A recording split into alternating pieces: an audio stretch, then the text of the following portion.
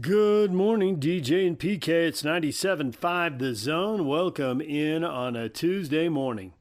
Had a little vacation. I'm back now. I've come back to some weird headlines. USC and Notre Dame don't want to play in college football? Oh, wait a minute.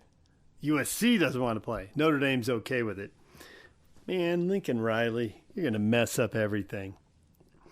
You know, the whole reason for these big conferences to form is to get more marquee matchups. So now because we have a playoff and big marquee matchups, we have to stop playing a big marquee matchup in college football? What are we doing here, people? What are we doing?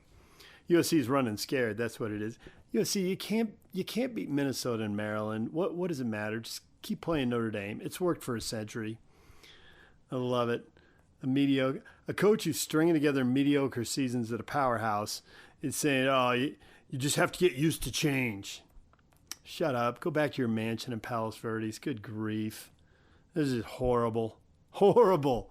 All these rivalry games going away. It's just ridiculous. It probably will. Why not? Oklahoma and Oklahoma State aren't playing, right?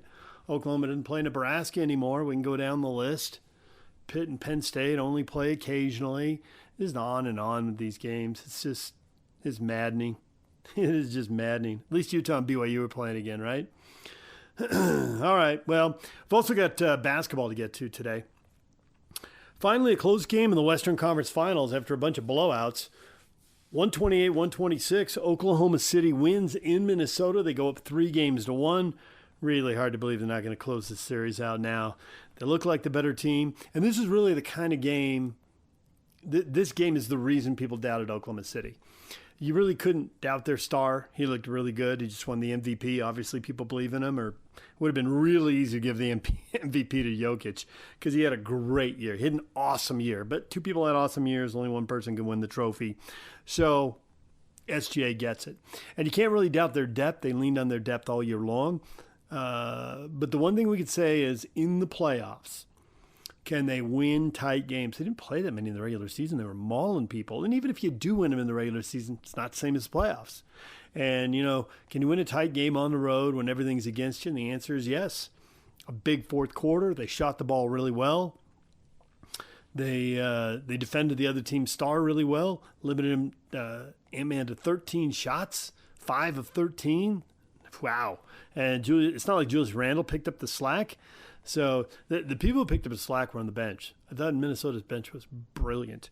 The Oklahoma City bench has been praised all year, justifiably so. But in this game, without question, Minnesota's bench was better. They were 9 of 13 on two-pointers, which is, I don't know, the math's hard on that one. It's pretty close to 70%. And they were 60% on the button, 12 of 20 from the three-point line. And they racked up assists. I mean, they really got it done. They were good. But top two stars didn't get it done. And there you go. The 21 turnovers hurt them too. But you got to win at both ends of the floor. Oklahoma City can defend. They're athletic. They got some real length, a lot of deflections, forced a lot of turnovers. Credit to Oklahoma City, man. This is why they had the best record in basketball. This is why some people thought they were going to win a title and be really young and be set up to end this stretch where we're going to have a 7th different champion in 7 years. You really, to find anything like this, you have to go back to the 1970s. You got to go back 50 years of NBA basketball to find a stretch like this where they're passing the championship around. So maybe Oklahoma City, they don't have this title yet. They're 5 wins away. But, man, that was the kind of game they had to win. And, I mean, you just can't say enough about Shai Gilgeous-Alexander going for 40 points. Very impressive. Career high, Game 4 Western Finals. 2-2, you've squandered that 2-game advantage. It's a short series. 3-1, it feels like you're just really in the driver's seat because you are. So he came through when it mattered most. And you got to shout out Williams, too, because he came through when it mattered most. He had a career postseason high 34 points. The two of them are just brilliant. So Oklahoma City gets the win, and now we turn our attention to the East tonight, and we'll have Game 4 there in a wild series where teams get off the deck and come back when they look like they're beaten, and the home team hasn't won yet, and who knows what is going to happen next. I would think the Pacers, but, man, Who the heck knows? Even if a team has a 10-point lead with 5 minutes to go, so what? The game's just getting started. If there's ever a series where you say, show up for the last 2 minutes, this is something they used to say about NBA basketball. Just show up for the last 2 minutes. That's when the game's decided. And that's pretty much true in this series. It hasn't been true in the Western Finals until Game 4. The first 3 are blowouts. You had to show up early to find out who was going to win those games. But this one, different beast. A different beast for sure. All right, we're going to take a break. When we come back, Val Hale on the BYU athletic director job, and he's got a book out. You'll hear from him coming up next, and David Locke on NBA draft prospects and the Jazz and BYU. That's all ahead in this hour. Stay with us, DJ and PK. It's 97.5 The Zone. Joining us now is Val Hale. Val, good morning. Good morning. How are you doing? I'm doing well. You're a man that was known very well. You had many jobs in the private and public sector, most probably well known for your run as a BYU athletic director. I want to ask you some questions about what you've seen from the athletic department. But first, I want to talk about you, Mr. Val Hale. I had the opportunity to see you down at the LPGA tournament a couple weeks back, earlier in the month in Black Desert. And, I've known you for many years. I've dined with you when you used to come out on the road sometimes with basketball. I've golfed with you. And I thought as I saw you walk, and I saw you first, and you were with your wife, and I saw you coming, and I thought, man, that's the Val Hale that I've known for years and years. Now, I knew a little bit about your health, but the stuff you told me, I did not realize that a priest came by and was administering last rites for you, but you've rebounded rather well. Yeah, I've had a little bit of an interesting health journey over the last 13 years. I was diagnosed with chronic kidney disease, and it culminated in a transplant in January. My son donated a kidney, and it's gone really well. I'm feeling great, back to golfing a little bit, and I'm really fortunate because I never really got sick through it all, and so it's turned out about as well as it possibly could. Yeah, that's funny. Good to see you, by the way. No, thank you. It's funny. You could say you got a second lease on life, but you didn't get to that point. But you knew it was coming if you didn't have the transplant from your son. So it's kind of an interesting situation there of what could have happened, but what didn't happen, and now it looks like everything is back to normal, right? Yes, or as my wife would say, back to abnormal for me, so yes. And I was probably about a year and a half or so away from dialysis. And so the options were transplant or dialysis, and I didn't want to have to go through that. And so this worked out really well. I'm so happy and blessed. And you were telling me you had like isolation up to weeks and months at a time because you were in a vulnerable position following the surgery. So you basically were isolated and just quarantined with your wife, and that was it. Poor lady, 3 months worth. Yeah. Her mental health may never be the same. And you couldn't do anything during that time? We had to pretty much stay away from people. We would go walking every day for about 2 or 3 miles, and then we'd come back. We didn't really meet with family or anyone. It was pretty much the two of us for most of that time. So you had a little round two, so to speak, of the COVID situation. It was COVID 2.0, absolutely. Yeah. And how about your son? How is he doing? He's right back to normal. The recovery was a little bit harder for him in terms of it's a more invasive surgery to take the kidney out, I guess, than it is to put it back in. But after a few weeks, he was doing great, and he's back to perfect health right now. Wow. Doing really well. I would imagine Father's Day between he and you will take on a little extra meaning this year. Yeah, it will be for the rest of our life. We'll have a special bond. I'll always carry him in my heart and in my kidney. So you created his life, and then he turned around and recreated or extended your life. Exactly. Yeah, yep. That's a crazy situation. And you are a sports person at heart, obviously, working for BYU for many years, moving your way up the ladder, and then got into the athletic directorship. And we just had a change. Official last week with Tom Hommel, I believe was your successor, if I remember the timeline.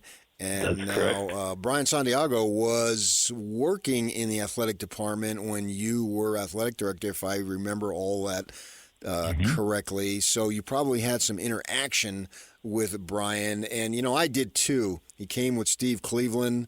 I believe, if I remember, you were the athletic director that hired Steve Cleveland.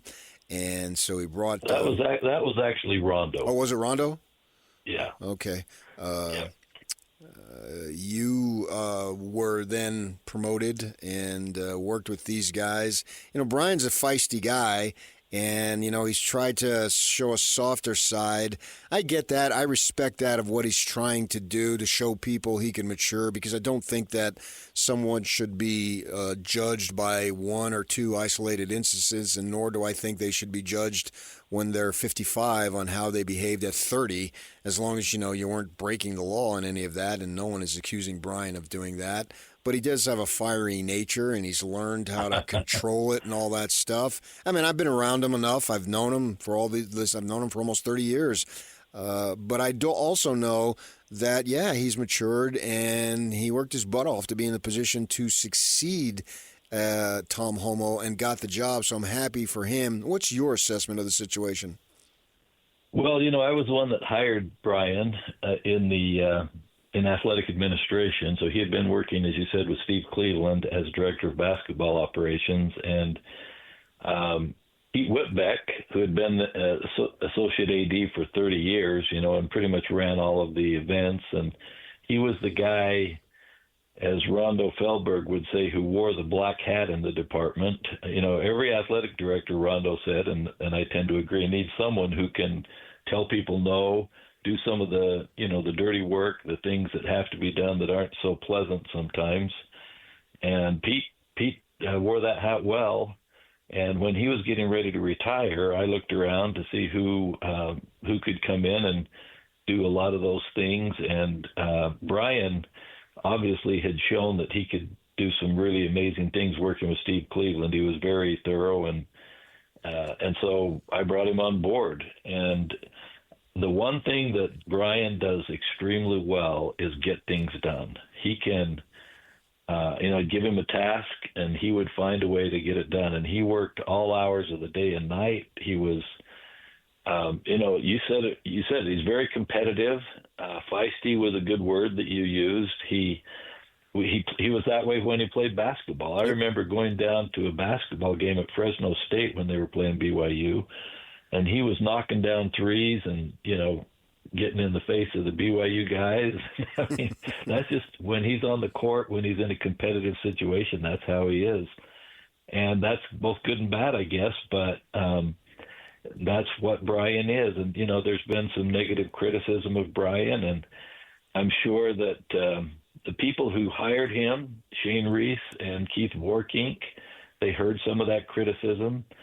But the bottom line is the president and vice president are the most important people at the university when it comes to athletics, because they control all the authority to make ultimate decisions.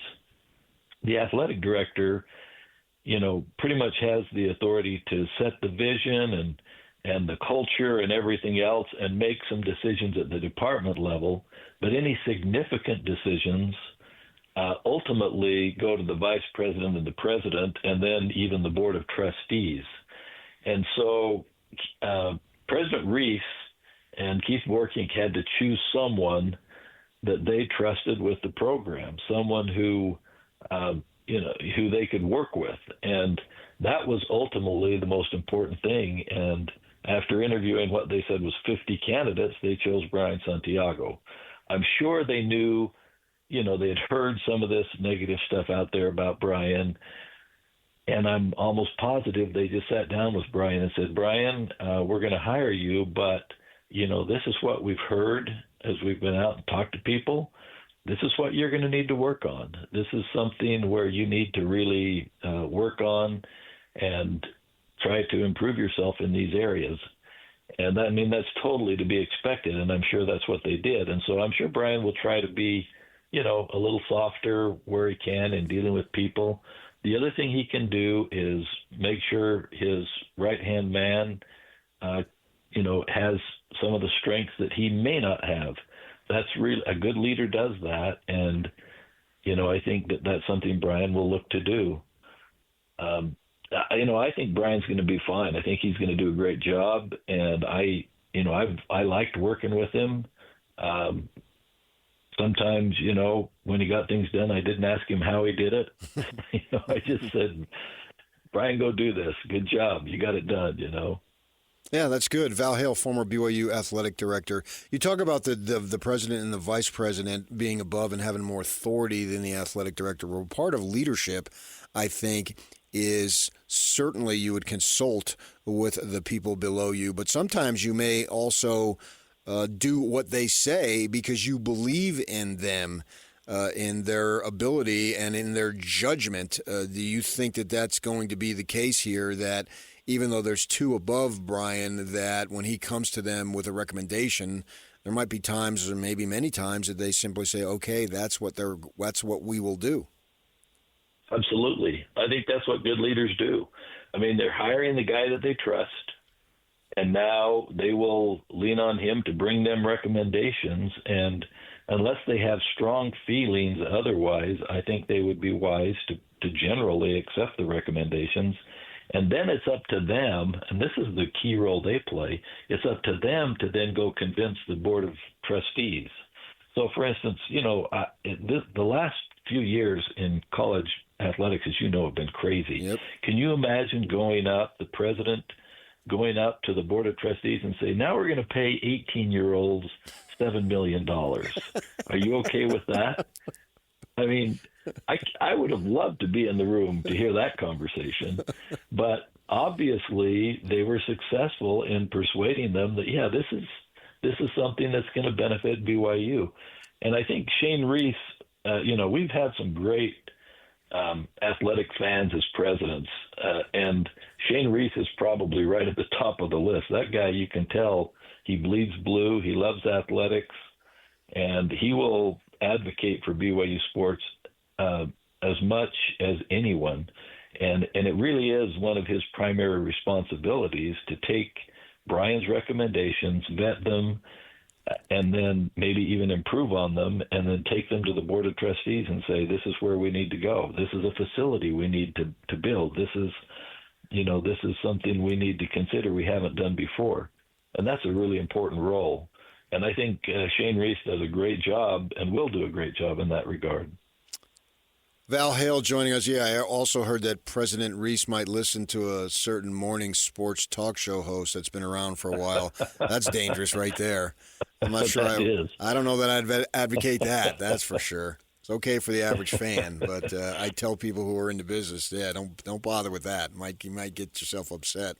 So you speak to that, Val, and you saw so many changes while you were working there, and then you're still, you went on and worked in the private and public sector, as I said, but, you still observed and had thoughts, and myself too. I've been around for a long time here.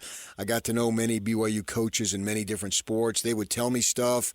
Not most, but a lot of the stuff was off the record, so it stayed off the record. But one of the things that I had heard, and it's out there, it's not like it's any big secret, that BYU wasn't exactly extravagant in their spending. When some of the coaches left, they would say BYU was cheap relative to their new jobs. But all that has changed, it looks like, certainly. What is your level of observation, whether it be surprise or just getting with the times, whatever it might be? What do you think about these new ways financially with BYU? Well, I wouldn't say surprised. Maybe I'm surprised at the level it's changed. As I mentioned in my book that I wrote last year, I have a little section on this. Lavelle, when I was athletic director, was the second lowest paid coach in the Mountain West Conference. I was my salary as athletic director ranked 112 out of 117 in America, in the NCAA. And it was just expected at BYU back then that if you worked there, you weren't going to get paid like everybody else. And that was a bit of a badge of honor for a long time. Right. And then I think kind of what happened was when Whittingham and the the bidding war between Whittingham, Utah, and BYU, I think that kind of ratcheted up the salaries a little bit and, got BYU thinking more. And it wasn't really, I knew that they were paying Kalani and Pope a lot more than what their predecessors had made and actually made their salaries decent. But it wasn't until Kevin Young's salary came along and they reported that. That was the first time I went, holy cow, this is on a completely different level than it was before. And I think they've done a great job of getting their assistant coaches. I think Kalani and Kevin have said, look, if we're going to do this, we have to pay our assistant coaches what they're worth competitively so they don't just leave. And so, hats off to them. I'll tell you, athletics today, Patrick, as you know, is all about money. Yep. It's about fundraising, and I think that's one of the reasons Brian Santiago got the job. He has great connections with some of these well-heeled individuals, and they like him, and, that's the name of the game. Right or wrong, good or bad, BYU has found a way to really fundraise, and with NIL and with other areas, coaches' salaries, they've done a great job. So, hats off to them for upping the ante and getting these coaches paid better. I remember a story Glenn Tuckett used to tell all the time. He'd go in for his annual interview with Ben Lewis, the vice president, and Ben would say, okay, Glenn, here's your salary this year. Please remember this is private and you're not to tell anyone. And he would say, well, don't worry, I'm just as embarrassed about it as you are. And that's kind of the way it was at BYU. But those days are over. It's a new era. The other thing that's interesting is, have you ever been to a basketball game and looked at all the coaches and staff they have behind the bench? I know. My gosh. It's like 2-3 rows. It just blows my mind. When Lavelle became head football coach, there were 6 coaches on the staff in 1972. 6. Utah State and Utah had 8, but BYU only had 6. And after he had that first year of 7-4, which was a big deal for BYU, he went to the administration and said, you know what, we need 8. So can I get 2 more coaches? And they said, yeah, because he had been successful. But, you go from 6 coaches in football.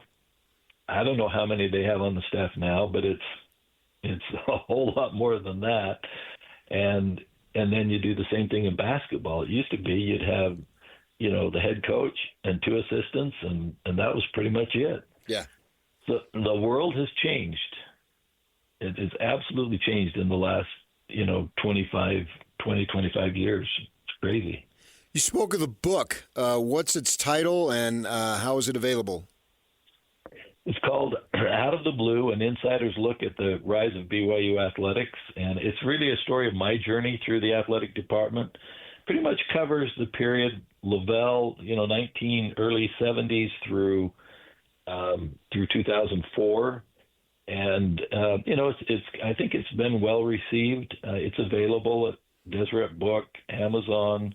You can order it on my website, outofthebyublue.com. I'll sign it for you for Father's Day for a gift if you'd like, outofthebyublue.com.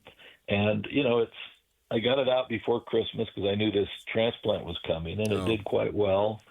And people have responded well to it. And, I think it's just an easy read, something that people will remember some of the stories. They'll learn new things. They'll take a look behind the scenes maybe at how different things got done during that period. And it was an exciting time, as during the athletic department. Today we've come to expect excellence, but back in the 70s and early 80s, it was all new and exciting as BYU was making this rise to national prominence in football, and it was just a fun time, in the Ty Detmer era, Steve Young era, the whole journey through that process, and so I think people will enjoy it. All right, Val, I'm glad you're in good health and you're doing well. Hope to see you again here soon, and I appreciate you coming on and spending some time with us this morning. It's always great to talk to you, Patrick. There's Val Hale, BYU Athletic Director. He's got the book out. A reminder, DJ and PK, proudly presented by our title sponsor, Black Desert Resort, Utah's premier golf resort. Hey, if you want to hang out with the guys from the zone, Scotty and Hans are going to be at RGS Exteriors tomorrow from noon to 3, 4235 Farm Road in West Jordan. All right, David Locke talking NBA draft, Utah Jazz, and BYU. That's all next. Stay with us. All right, welcome back in. Joining us now, David Locke. DJ's off. Tim Lacombe sitting in. Mr. Locke, man, good morning. How the heck are you?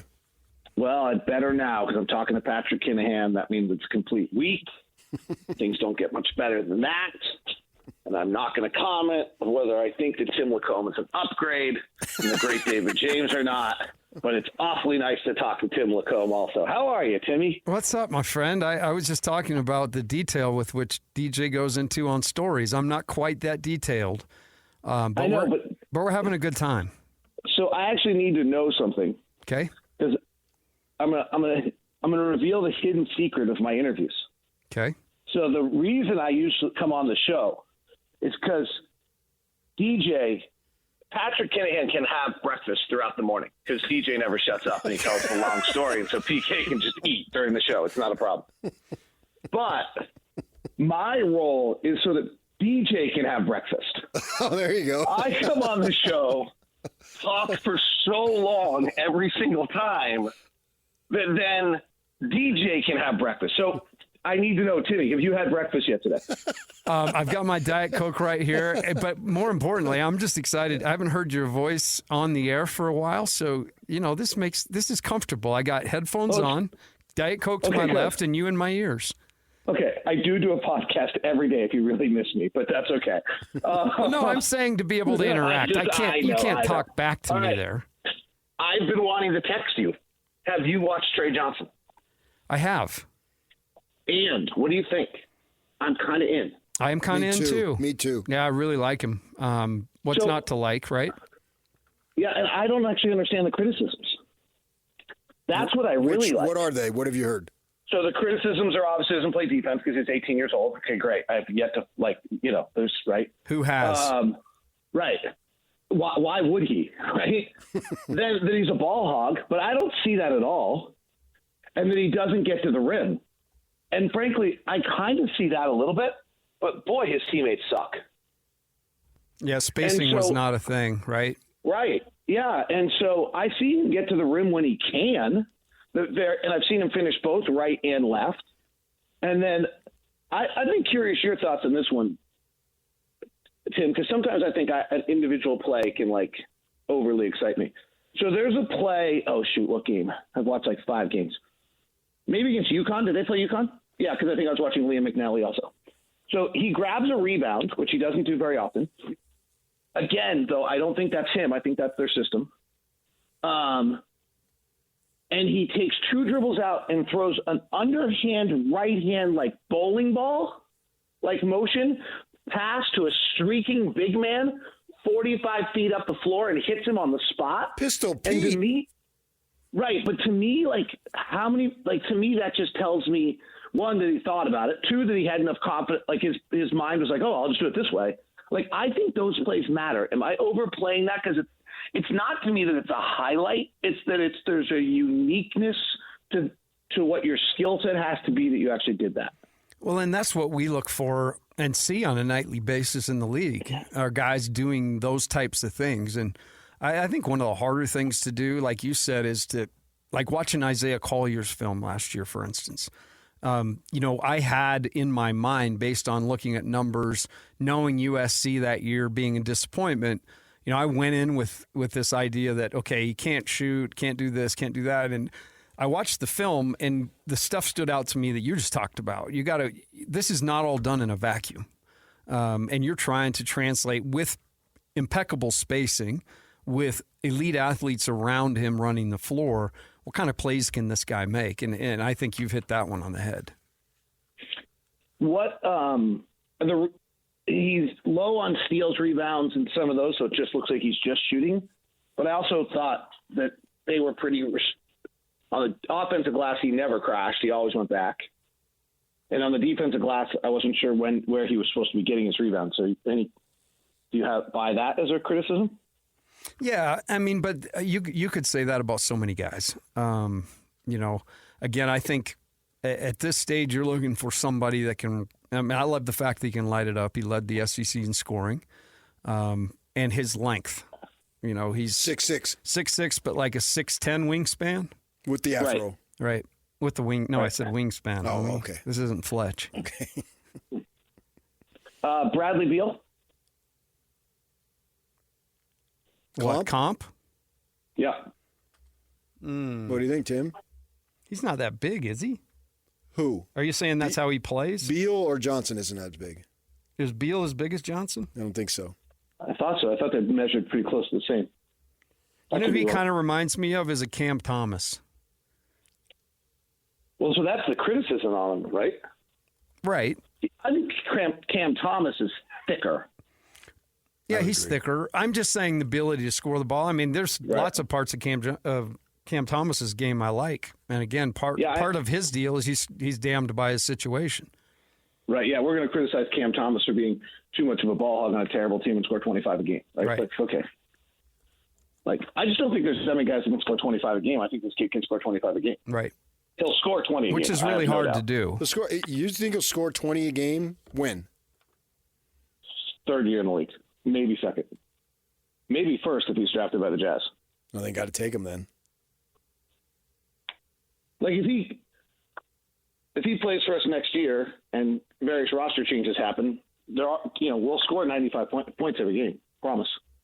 The way the world works. Someone's got to do them. That's right. Then they absolutely have to take him. You like him better than Edgecombe, or you don't think Edgecombe will be available? I have not watched enough of Edgecombe. That's my next project. I think he may be gone by then. As of right now, I like Trey Johnson more than Edgecombe, but I also have a tendency to really, really like guys that can shoot the basketball. I will say David was on the first year I did the draft coverage. It was the Doak year. And going into it, Dave and I always talked the week before, and we had to reveal our guy. And David was pretty hell-bent on Desmond Bane, but if there was a second, it was our guy that's killing it for Minnesota. McDaniels. Jade McDaniels. McDaniels. So those were his two, and I was pretty set on Bane. Both of you guys were more right than the guy making the decision, unfortunately, and that's no knock against this guy making a decision because nobody makes. No, it's hard. It's hard. Yeah. It's hard to do. Right. And I mean, when you're drafting 27, 28, 29, sometimes the easiest thing to do is find the guy you think will be able to play 15, 20 minutes a night, and you would have thought that would Doak. Hey, what's your take on Knipple? Because I really like him too. So I just watched him. I just watched a lot of him. So I'm actually going to go to – he actually ran a decent amount of pick and rolls for Duke. But the player he reminds me a little bit of, and the question of whether he could be this player, I don't know, is Devin Booker out of Kentucky. Not Devin Booker, Phoenix Suns, but Devin Booker out of Kentucky. So Devin Booker out of Kentucky was a really good player. He ran 14 pick and rolls, I think, the entire year.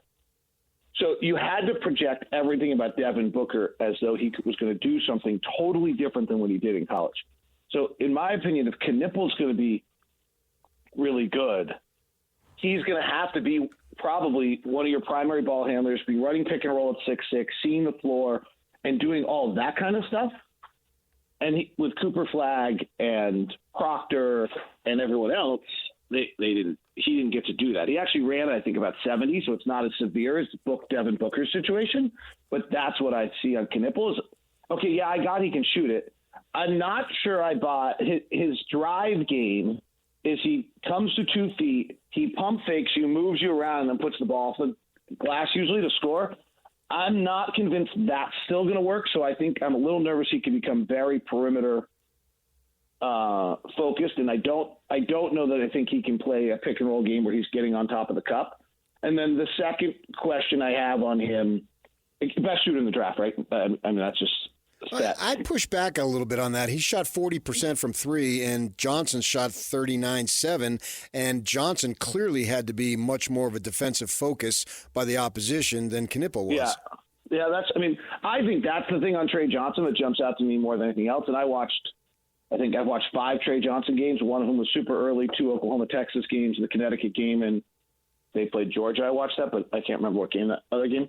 And, like, in the 3rd game of the year, the commentators are like, okay, well, the defensive focus is on Trey Johnson. Like, he's 18 years old, the defensive focus is on. I agree with you, PK. Like, I think that's the separator right there, is that this kid was the number one person on the game plan to start the whole entire time.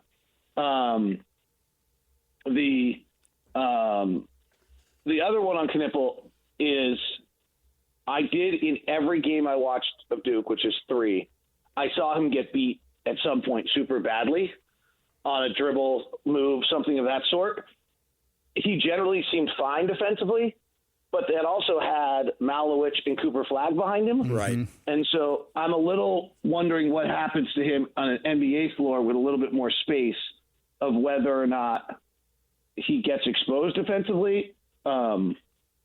And like, let's just say it also, there's just every stereotype about a white kid coming out of the draft. You like those are all in your head too, right? Like with TJ Leaf and every other, really good white kid that comes in and supposed to be a top 10 pick and then doesn't, Doug McDermott. And then they're just okay. Like, Jimmy Fredette, like it's like, the American white kid is a hard there's no question. I had a coach tell me the American white shooter is the most overrated player in the draft every year. Right.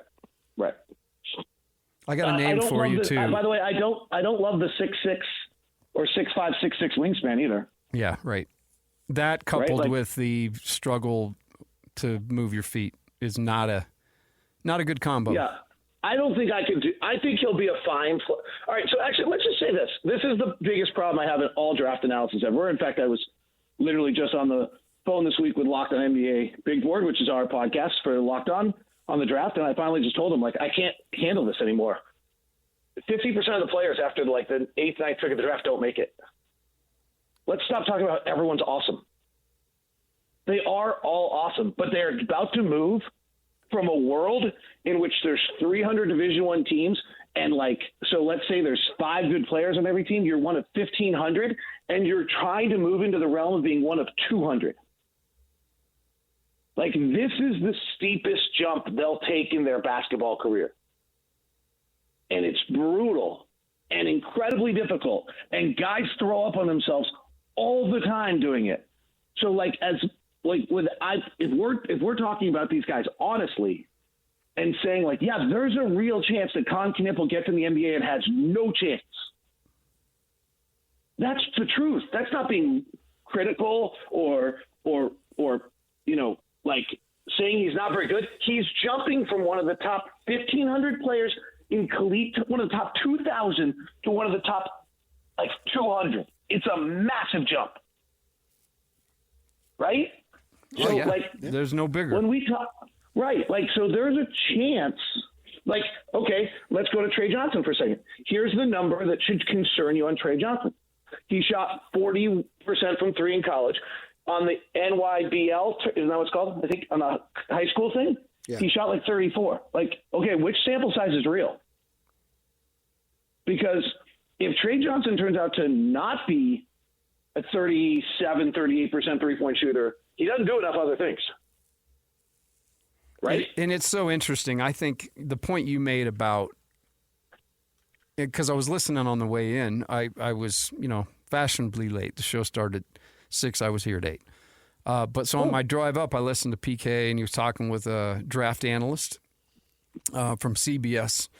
And he was talking about, basically with the Jazz, you take the best player available. And the crazy part in this is I'm looking back just after you said how uncertain this is.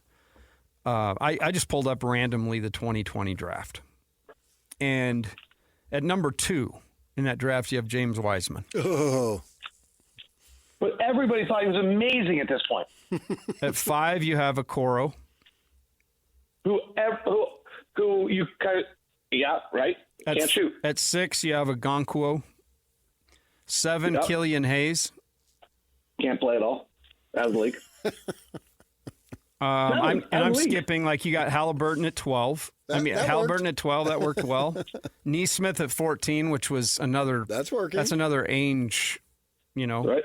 Find. But also worth noting that worked on second team. Right, second team. Yeah.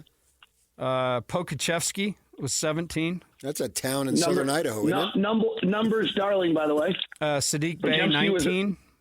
Yeah. But all that's my point is that's one draft. We just went through, right.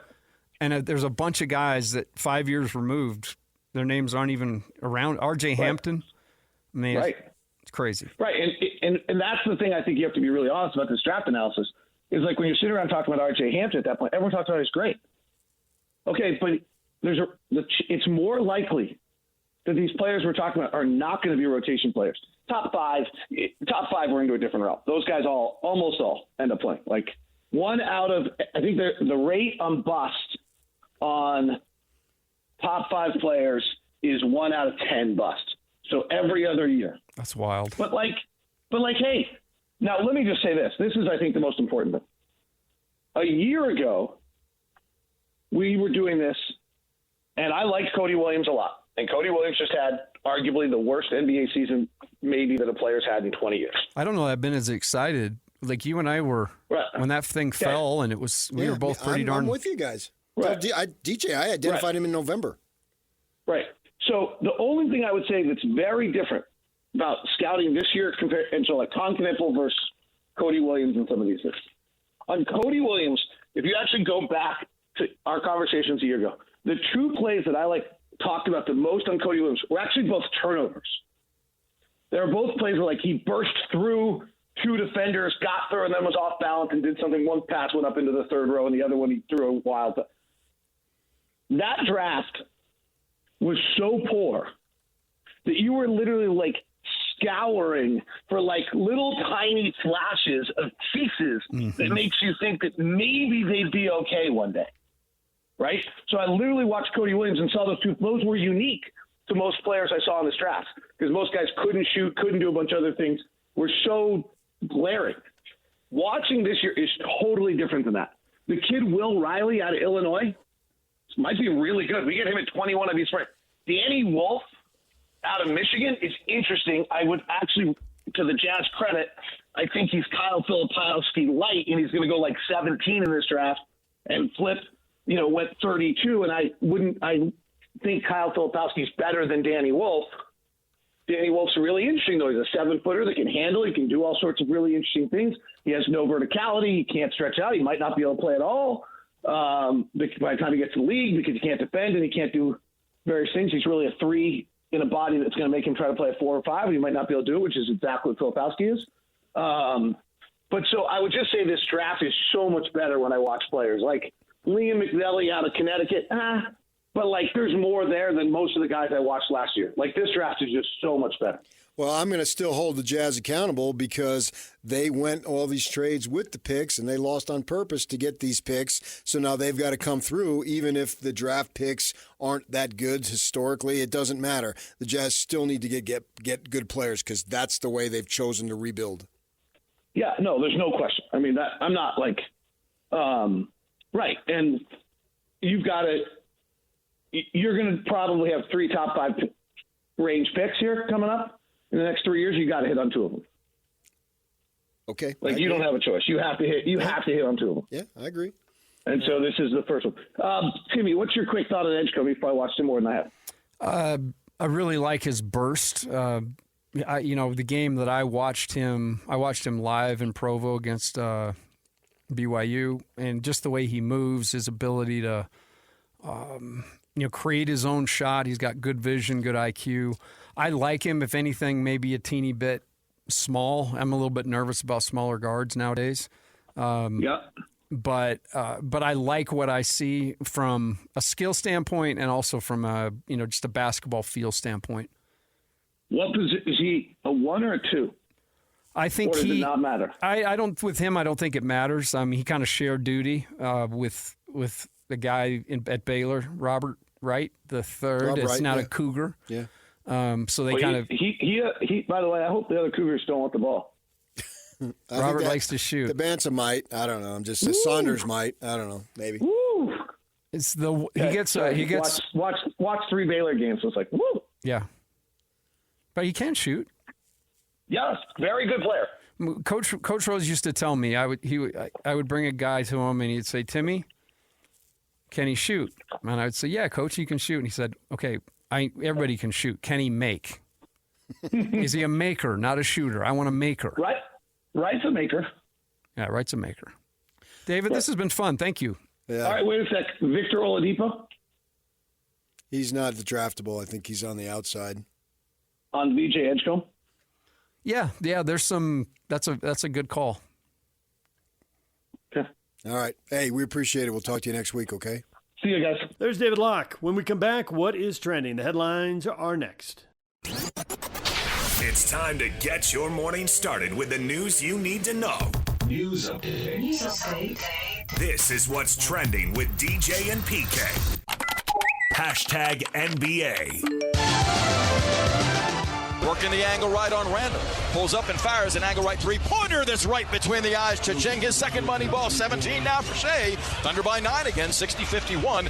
Blistering from 3, 10 of 21. In deep. Spins, loses it. Shovel feeds to Dub. Open. Left side angle 3 on the way. Got it! Cha-ching, a Thunder money ball. Dub rises and rips. He's got 5. Shea lost the ball, regathered, and shoveled through the legs of McDaniels to Dub on the left flank for the tray. Kicks left wing, Dub open. Snaps off a rainbow 3. In there! Cha-ching, and J-Dub authored money ball. Oh, baby! 34 for Dub, a playoff career high. Shea's got 10 assists. Thunder back up 7. And the Oklahoma City Thunder hit some free throws down the stretch and hold off Minnesota 128-126. Finally, a good game in the Western Conference Finals, PK. After a series of blowouts, we get a thriller. And the Thunder do what everyone wondered, can they win big games? Deep in the playoffs, on the road, when it's tense. Yeah, they blew out a bunch of teams in the regular season, Mel. They answered that question, at least for one night, and now they're up 3-1. The road is still a big deal, huh? Yeah, they're the team to beat. And they've earned the right to be considered that. Minnesota's bench, that was awesome. Minnesota Stars, that was definitely not awesome. Is that more the Stars failed to come through, or is that, hey, the Thunder have a lot of long, athletic guys, and they can defend, and they took them out of the game? Because afterwards, Anthony Edwards said, I didn't have a bad game. 13 shots is enough to decide whether you're hot or not. Well, that's the same thing that happened in Game 1. Yep. And then in Game 3, which I only saw about the first 12 minutes or so. And then you thought, wow, I see how this is going. No, it was a power outage. Ah! Anthony Edwards hits the 3, and then the power was out for 3 hours. 3 hours. Yeah. And it's starting to get dark. Got the flashlights. Decided to go downstairs, turn on the music and the headphones, and I just listened to music, and then fell asleep. It's dark. There's music on. Bang! I'm out.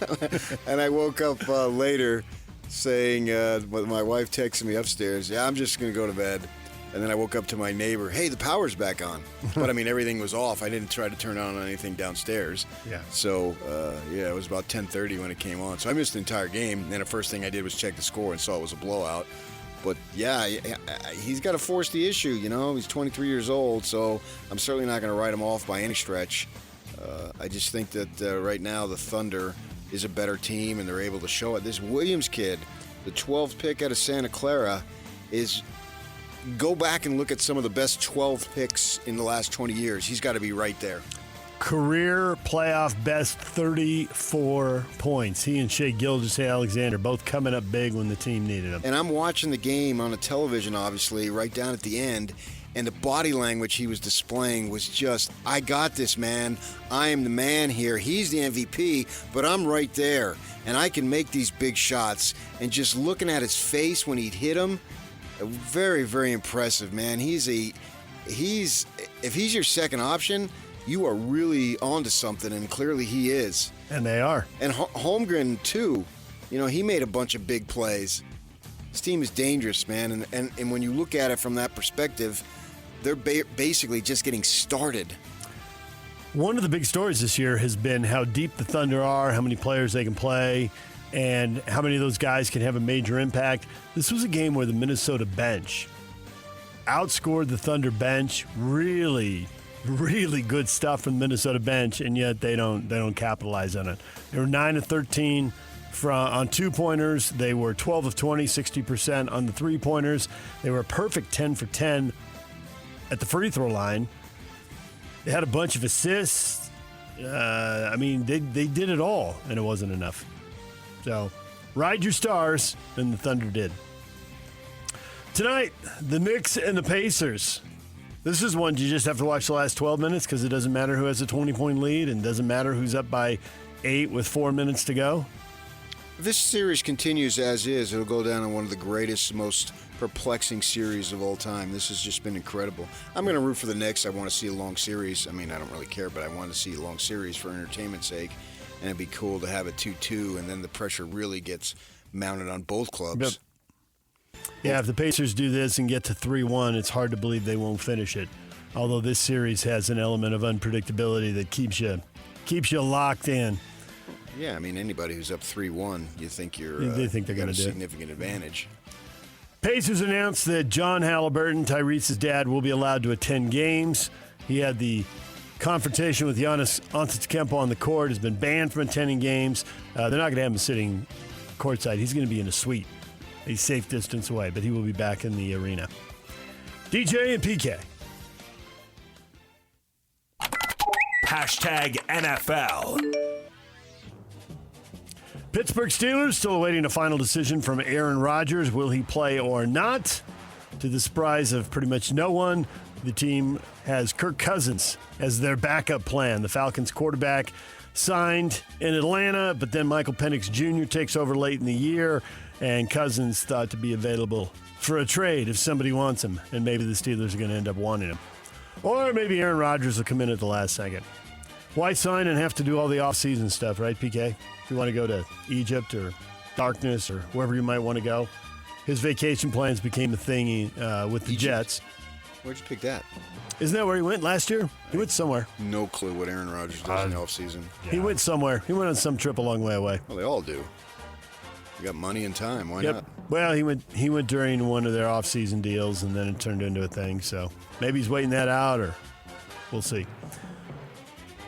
The highest paid punter is the Raiders' A.J. Cole. 4 years, $15.8 million contract extension, 11 of it guaranteed. So the 29-year-old signed for the next 5 years.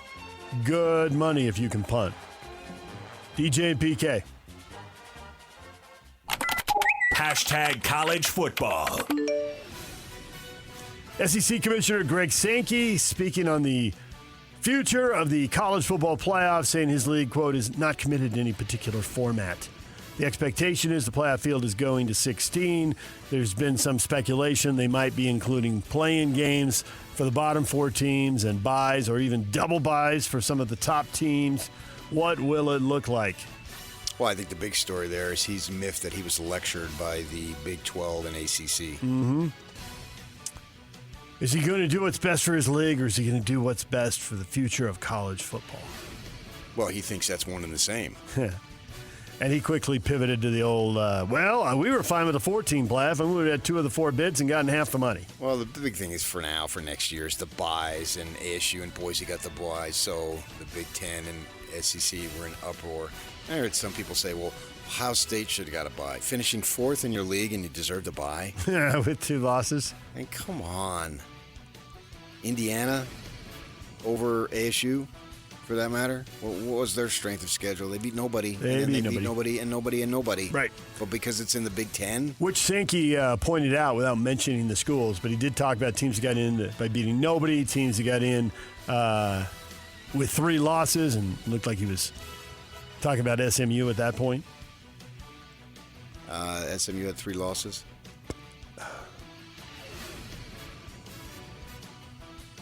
They had 3 losses? Yeah, didn't they? I thought they lost 1 conference game. They lost to BYU, and they lost their conference title game, I thought. Yeah, but, I mean, their strength of schedule was way better. Yeah. Well, yeah, he didn't want to point out that Alabama lost to a mediocre Vandy team, and Vandy got beat by Georgia State. I mean, he wasn't going to go there. Alabama didn't get in, though, right? No, they didn't, but he was implying they should have because they were the first team out. Yeah. I think that your mark ought to hold basketball as a card. We'll do our own thing then, too. SMU's 3rd loss was in the playoff. Yeah. No, it wasn't a playoff. No. DJ and PK. Hashtag Major League Baseball. First pitch is swung out and hammered deep to right field. It is gone. A home run for Ohtani. Well, before you even had a chance to buckle your seatbelt, Ohtani makes it 1-0 with his major league leading 19th home run. The very first pitch of the game. PrizeFood.com. Gino swings, got a hold of that one. High drive out to deep left center. On its way, there it goes. Home run. His 15th of the season, and it's now a 3-0 Diamondback lead. Wilson sets first pitch. Swinging a high fly ball to right field. That's going to win it. Tauchman back. He's at the edge of the track. He makes the one-hand catch. Tyrone Taylor tags at third. Comes down the line to score. Put it in the books. A long sacrifice fly by Francisco Lindor gets the job done. And the Mets have taken the opener of this 3-game series from the Chicago White Sox. Francisco Lindor walking it off as the Mets beat the White Sox 2-1. Padres walked off the Marlins on a wild pitch, 4-3. You heard Shohei going deep. Man, back in the day, PK, it's one way analytics changes things. That guy would have been hitting 3, 4, third or fourth in the lineup. But now, put him at the top of the lineup, get him as many at-bats as possible, and he leads off the game with his 19th homer of the year. Dodgers cruise 7-2. He's an amazing player. I don't know why they would mess with him pitching. Makes no sense to me. Haven't they just put it off for a couple months? Is this just the build-up to putting it off forever? He threw the other day. He threw the other day. He's going to throw again next week. He's hitting 97 on the gun. Hitting right 97 now. on the gun. I mean, come on. That's like 3 miles away from 100. Apparently Mets players showed up to watch him throw. Yeah, get a scouting report on him. He throws fastballs. And he throws them hard. Anthony Volpe, the bases clearing double for New York. His 3-run double powers the Yankees to a 5-1 win over the Angels. And did you see in the A's game the manager get thrown out and have to walk to the outfield? The Hall of Shame. The Hall of Shame walk all the way to the outfield dugouts in the minor league park. That continues to amuse people. I missed that one. Yeah. Jacob deGrom failed to notch a strikeout in a game for the first time. Blue Jays beat the Rangers 2-1. You feel defeated these days if you don't strike somebody out? Everybody's striking out. You got to get one? Well, I think the big thing they look for is swing and misses. Not necessarily. I mean, if you throw a 3-hitter and have no strikeouts, it's not that big a deal. But they look for swing and misses because that shows that your stuff, as they say, is electric. That's the more ball is important moving than the actual strikeout. But I don't know how many swing and misses he had in that. But that's an analytical stat that shows your level of effectiveness. I've seen them discuss that at length. You kind of get in the weeds a little bit there, but I'm a baseball guy, so I enjoy it. And they talk about that thing. Bees open a series in Tacoma. They're playing the Rainiers tonight. First pitch, 7 o'clock. Tony Park's on the air, 6:50 here on The Zone. DJ and PK. Hashtag NHL. Here he goes. Now he'll backhand one up Stankoven. Stankoven with a shot. He scores! Logan Stankoven. And for the first time in this series, the Canes have a lead. It's 1-0. Svechnikov hands it off. Empty net. Bingo! Carolina. Sebastian Aho drills it. And it's a 2-0 lead for the Canes with 2:11 left here in the third period. Carolina goes on to beat Florida, 3-0 the final score. They avoid the sweep. They're still down 3-1, but they force a Game 5.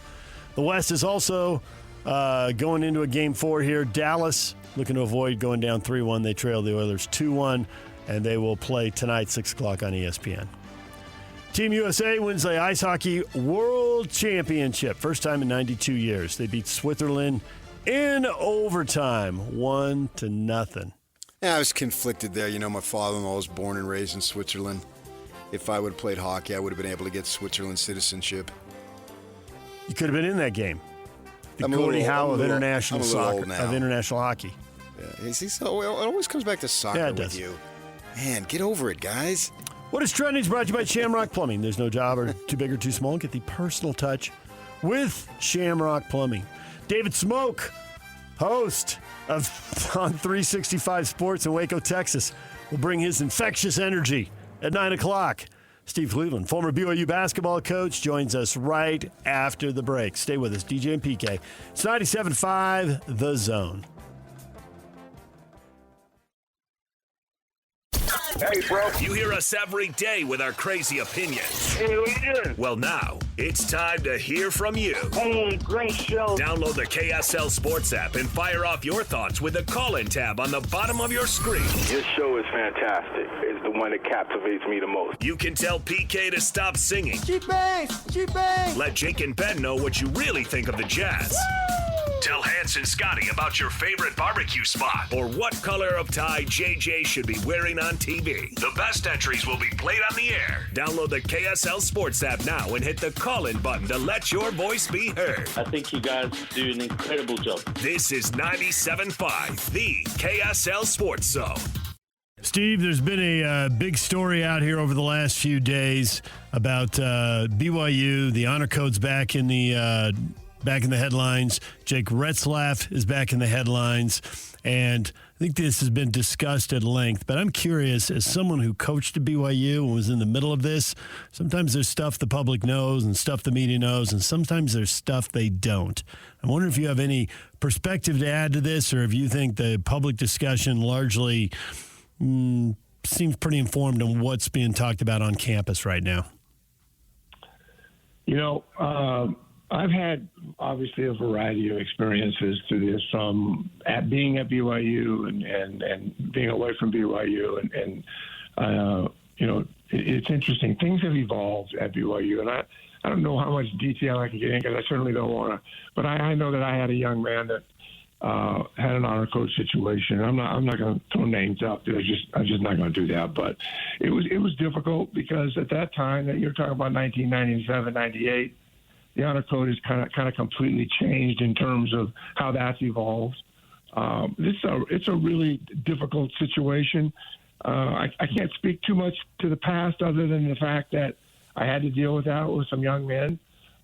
You know, and most of those things involved, you know, the alcohol and some of those types of things. I've never been involved, or certainly in anything like what we're seeing right now. But there seems to be, this is just my perception, and as a former coach, a lot of things are done differently now. And I don't have any idea or thoughts of what's going on with this, but I will just tell you, as I've watched and looked, that there tends to be an attitude from the administration is that we want to work with these young people that have made mistakes. And I'm not specifically talking about this young man, because we can talk about that. I don't know the details, the facts, but as I looked at it, had my own personal experiences, one of the things that I felt was really important, having an honor code, and then how do we deal with honor code, and how do we deal with whatever the infractions are. But I found recently that there's just so much more mercy and opportunity for second chances, and this current circumstance may not be a situation that we're talking about, but being around it, being in it myself, having an opportunity to work with young people and help them get their lives turned around is something I felt that BYU really made some significant changes. It was a very positive thing. And and obviously these things become very public when you're talking about the issues today. But I think BYU has handled it better than they've ever handled it. I just felt like when I first went to BYU, it was kind of a red line there where, hey, if you do this, you do that, you know, you're removed from school or you're suspended or whatever the circumstances were. This being out, and those were all kind of very private. You know what I mean? I mean, this is very public, and it's very sensitive. And certainly I'm not an expert on what's going on, and those are legal things, and you guys probably can give me some insights on that. But I do believe that as I've watched over the years, and I had my own personal experiences, that there just seems to be a different attitude and a different philosophy as far as the honor code is concerned, and working with young people and helping them turn their lives around. Yeah, I think in this case, not that it's good for the honor code folk. But once the law gets involved, that sort of gets away from the honor code, and then the law has to. You've had some issues, that in the basketball program and football and probably all the sports where it's not against the law, and that's where the honor code comes in, the ecclesiastical stuff, and so they handle it. But at least the way I would think at this point is that BYU, they can do whatever they want in terms of their own investigation, but the law supersedes everything. Yes, I would agree with that. And I certainly am not informed enough from even how the honor code works today versus what it looked like in the 90s and the early 2000s. I have no idea, to be honest with you. So I don't want to speak out of turn, but I agree, being so public, criminal action, those are things that people are going to have to, get together and decide what's going on and what's the truth and what's not the truth. There's a he said, she said. You got to work through that. I think the key thing when you make decisions like this is be thorough. Make sure you have all the facts. What we read in the newspaper or what we hear on the radio or, in the evening news, they have to get deep down into this to make sure that their bases are covered. I'm sure both the young man and the young woman have legal teams and people that are dealing with this and helping them, as well as, what's happening with BYU and the honor code. But when you're breaking laws like this, I think that it'll take time. It would be really silly for anybody to jump to conclusions on what's going to happen or not happen. I think you take this one day at a time. You've got great attorneys probably from both sides. Just from looking from the outside to inside, just from the things I've read, if they are true, that I doubt that young man will be in a football uniform for BYU. But, again, not having any of the information, I don't know what I've read in the newspaper or watched on the news, but it's a difficult thing for BYU, the football program, for Kalani, and nobody is better at this than Kalani in terms of his relationship with guys and making sure that they're doing the right things. I mean, he's just been a pillar of strength and for that university.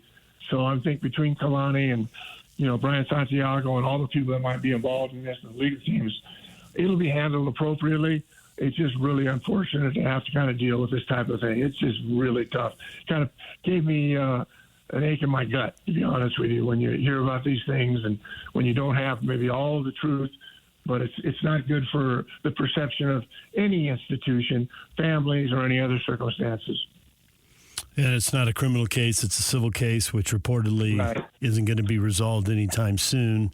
At least that was one lawyer's opinion. So, we'll see. We'll see how that plays out. All right, the NBA playoffs continue, Steve, and I am curious if you have seen anything that makes you sure that you know what is going to happen going forward, or if there have just been too many wild games in this playoff and you just have to ride the roller coaster. I think you're going to have to ride the roller coaster. I'd really like to see a Oklahoma City Indiana Pacers final. Is that possible? I don't know, but it'd just be nice to have different people. It appears that here with the Pacers being in a situation where they're up a game, and I like the way they played. They got the Knicks twice at home, which just surprised me, and then of course the Knicks being in a situation where they beat the Pacers 106-100 the other night. Pacers shot the ball. The Knicks shot the ball a lot better, and they came back from 20 points down. So there might be some life in these Knicks. But just looking at that and seeing Towns, who really stepped up for the Knicks in a big way, obviously 20 of 24 points. He scored, I think he shot, all of a sudden I'm forgetting, but I think, remind me on what Towns' numbers were at the end. It seemed like he had 20 out of 24 points as that game finished up. What were Towns' numbers? He finished up 24 points, 15 boards, 8 of 17. And they had more depth in scoring there. Anunoby had 12, Bridges 15, Towns 24. Browns was, the fact that they were able to win that game with Brunson in foul trouble and to be down 20 says something about the resolve of the Knicks. But I still kind of feel like the Pacers are the team that's going to represent the NBA there in the finals. Sports as a whole is an entertainment product, right? And that's the way I've always viewed it. It ranks rare with movies, music, theater, whatever it is that you're looking to do outdoors.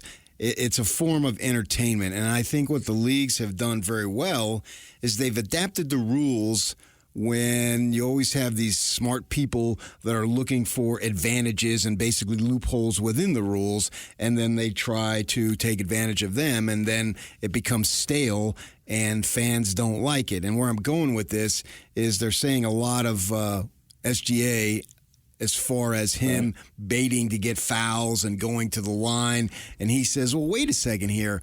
And he did shoot the second most amount of free throws in the regular season next to Giannis. And he's saying, I actually had, and I don't know this, but he said this, I haven't looked it up. He said, I've shot more free throws in other seasons. It's just now it's more of a spotlight because we're in the Western Conference Finals, blah, blah, blah. And so you go on social media and you look at it and people saying something's got to be done. It is an entertainment league, and they've got to make sure that aesthetically it is about pleasing the fan base because that's how everybody makes money. What do you think about him drawing these fouls? I don't necessarily have a problem with him doing it because until something has changed, like Harden used to take that ball, swing it from right to left above the free throw line. Somebody would put their hands in. The next thing you know, he's flailing his arms and he's got 3 free throws. Well, they addressed that, and that was awful. That needed to be addressed. What do you think about him with these fouls? Is it something that the league needs to take care of? I think the league probably is taking care of it as we speak in terms of looking and watching film. And I don't think the NBA and SGA are going to be involved in conversations about things. But at the end of the day, this is prime time. And no matter what players are always going to complain about fouls and complain about this and complain about that. And do I think that the elite players get calls at times? I watched Michael Jordan get a lot of calls in his day and watching that. So I don't think that's going to go away. You do want to kind of protect. I'm not indicating that the officials start a game and feeling, hey, we're going to have to watch what's going here. But they watch film. I remember many years ago talking to an official that was in the NBA, and the amount of film and the amount of critique of their body of work and things that they do. I know these officials and these officials' organizations are very detailed and very much want to get this thing right. And then when you have a guy like SGA who seems to be shooting an inordinate number of free throws, I think they're looking at that. But the bottom line is he has a ball in his hands a significant amount of time. I don't know what percentage of time he's on the floor and how shot selection and not shot selection, but number of shots. But it seems pretty normal to me that an all-star, a big-time guy that's carrying his, Oklahoma City maybe towards an NBA championship, that we understand that that's going to happen. And even though he gets all the attention and he's talking and jabbing, I just can't imagine the officials and the integrity of officials and what's happening there, that he's going to change their mind on something. And to the fact that he has the ball in his hand, has high volume, takes a high volume shots, yeah, he's going to be the guy who gets fouled. He's going to be the guy that makes big baskets. He's going to be the guy that misses big baskets. I don't think it's going to impact officials.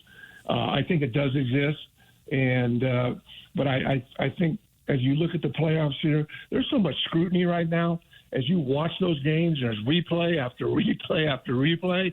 If the officials are getting that wrong time and time again, I think they'll self-correct and they take care of that. The greatest players in the NBA day are going to have a ball in their hands. They're going to be in circumstances and situations where they're going to get a lot of calls, good or bad. But I haven't seen anything that really upset me as I've watched the games. He's just a phenomenal player. He's an NBA MVP, and he's got a team right now, a young team that's playing with a lot of confidence. So the win the other night, the 2-point win was incredible, and Randall kind of just disappeared. I mean, I don't even know how that could possibly happen, that he could play that poorly in that kind of situation. But I'm excited about OKC. I'd love to see him in the finals. I do get your point about the players always going to complain. And honestly, I also think there's just a segment of the public, media, or fans, both of them, who are always going to complain. The thing about SGA and the way he plays, and you're right, he's never taken more three-pointers. He's never taken more shots. It's his second highest free throw total, looking at the numbers right now. But the guy still goes to the rim a lot. And he's not Giannis going to the rim. He's not the Joker. He's not a 7-footer going to the rim. And he will go and he will attack those guys. And it just seems like, well, of course he's going to end up shooting free throws. Now, his three-pointers are trending up, but he still goes and shoots two-pointers like in a 3-to-1 ratio. So he's not, all he does is shoot three-point shots, guys. So I don't see really how it can change. I don't know how they and man, I didn't know baseball was going to make the bags bigger either. So maybe there's some tweak out there that the NBA is going to do. The NBA, the Major League Baseball pitch clock to me didn't come out of nowhere, but the bags getting bigger, that one surprised me. I just don't know what they're going to do against a guy who's this athletic, who's willing to challenge bigger guys in an era when we want guys to get in the paint and we want more contact and we don't want guys just running up lunch and threes. No, here's the thing I really like about this situation is that he has you mentioned it earlier. He's gonna shoot the ball more than anybody on the floor. And I think what happens is that his ability to develop and how to get to the rim and get into the paint area and score with mid-range, score at the rim is really unique for a guy that everybody looks at as a three-point shooter. But the way I look at it is that the three-point shooting, his ability to shoot the three with such success, is that defenders have to come out and they have to close out and they have to attack and they have to switch. There's so much attention to him being 25 or 30 feet away where it opens and creates space. That's why you see him getting to the rim more often, because they are so, obviously everyone's really conscious about him knocking threes down. And what's just crazy is I've watched college and high school and NBA, and the fact that three-point line has gone farther back, and they still continue to shoot with great expertise. But what's happened is opened the floor, and it just gives opportunities. It creates help situations that are very difficult. But that's what makes him so good, is that his ability to shoot from deep places and throughout and around the floor allow him now to really take advantage of guys that have stretched out and shooters on the corners, ready to, kick it to him, kick it to them if he gets stopped. He just makes things really difficult for team defenses. And I think because he's so aggressive and he's been so effective at getting in and around the rim and scoring, that it's hard to help. And then now if they have to send two people at him, then somebody else is wide open for a shot. So watching him play has been really fun for me to see how he kind of just takes over games. And he obviously is just shooting the lights out. It's just been fun to watch him. But I think his ability, we're going to see more and more of his ability to break down defenders when there's lots of space and he can create for mid-range. And if they sag off him, obviously, he's going to knock threes down from 30 feet. It doesn't matter what the distance is. He just seems to have great range and a feel for his game and so much confidence. And I think if anything, in my experience of coaching for many years, is as I watch players grow and develop and things I didn't want players to do, but I saw that over time they were effective and they had confidence, I took the reins off and said, you know what, I trust you. And I'm sure this coaching staff trusts him. And it's just made them a better team and really difficult and hard to guard. Speaking, Cleve, of watching guys who grow and develop, Jalen Williams, the 12th pick out of Santa Clara. We've got his brother on the Jazz, and he had a lousy rookie season, but he's just a kid. He's a young pope, skinny as a rail. He's got to get bigger and all that. Jalen, his older brother, just turned 24 last month, so it's not like he's a old, wily veteran. He's been in the league. This is his third year, and he's really, really blossomed. I think that the difference, maybe if you're looking for a Jazz fan, and that's where I want to go with your thought, do you see any hope as far as him being able to develop like his brother, knowing that I believe his brother stayed 3 years in college, and Cody's a one-and-doner? I was going to mention that. That was the first thing I was going to mention is that he spent 3 years. I mean, honestly, I remember watching those games in the WCC and when BYU was playing and other games, but I fell in love with Jalen Williams. I mean, I just thought, oh my gosh, this kid is so good, and he's you know, I didn't, when I was watching those games, I didn't think of him as an NBA guy. I was just thinking, this is a really good college player. And then I watched him develop and get stronger, and I found myself looking for Santa Clara games when he was in college. And obviously, when they were playing BYU, I'd pick up on those. But I looked for opportunities because I was just so impressed on how much better he got. And obviously now he's doing it at the highest level. You know, in terms of, I think the advantages for his brother, younger brother, is that he has a brother who has so much experience, and he's surrounded himself with all the, you know, between the training and all of the effort that goes into getting yourself in great shape and getting your body right. You know, when you get to the technical things of being able to how to play this game, I think what a great opportunity for a younger brother to spend time, watch film, talk to his brother, do things that are away from the court. And I got to believe, I mean, during the season, they're in the season, and it takes time, and this young man's young. But I can't imagine having an older brother who has taken a career path, not so much in the way they did it in college because he was one and done, but to have a big brother that can help him and help him get through this and navigate this so that, you know, he can develop and get better. And they do. It does take time, but I think it's a great asset for him to have that resource to help him get better, to be able to have an impact for the Jazz or anybody else he plays for. And he was the very definition of a teenager trying to compete with grown men. I mean, you had to look at him for about 3 seconds and think, well, he's got to grow into his body and get stronger and all that. And I think when you look at the playoffs and the teams that have gotten to the conference finals, most of these players most of the elite players were not top 10 picks, and most of them changed teams. Anthony Edwards is different. He was the number 1 pick, and he's with the team that drafted him. But giving up on guys too young, man, it just seems like development in the long game, you gotta play it, or you're going to end up watching somebody that you had who's now 26 somewhere else and crushing it for that team and thinking, should we have stuck with him for a while longer? I completely agree with you. I got a question for you guys because I think that's a difficult thing. I've wondered where somebody does put in that time and, they get themselves in a situation and then all of a sudden things aren't going well and they get rid of him or they trade him and do things. You get in that trading mode where a player loses confidence.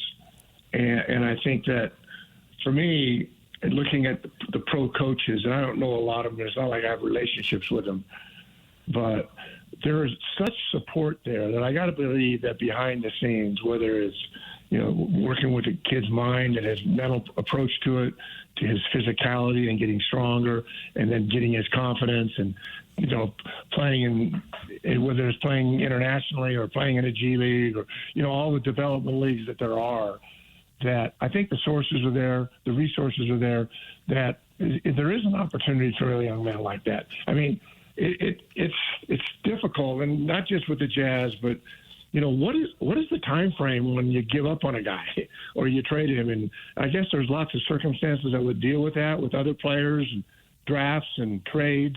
It can be a little bit convoluted for me in terms of how this is all going to play out.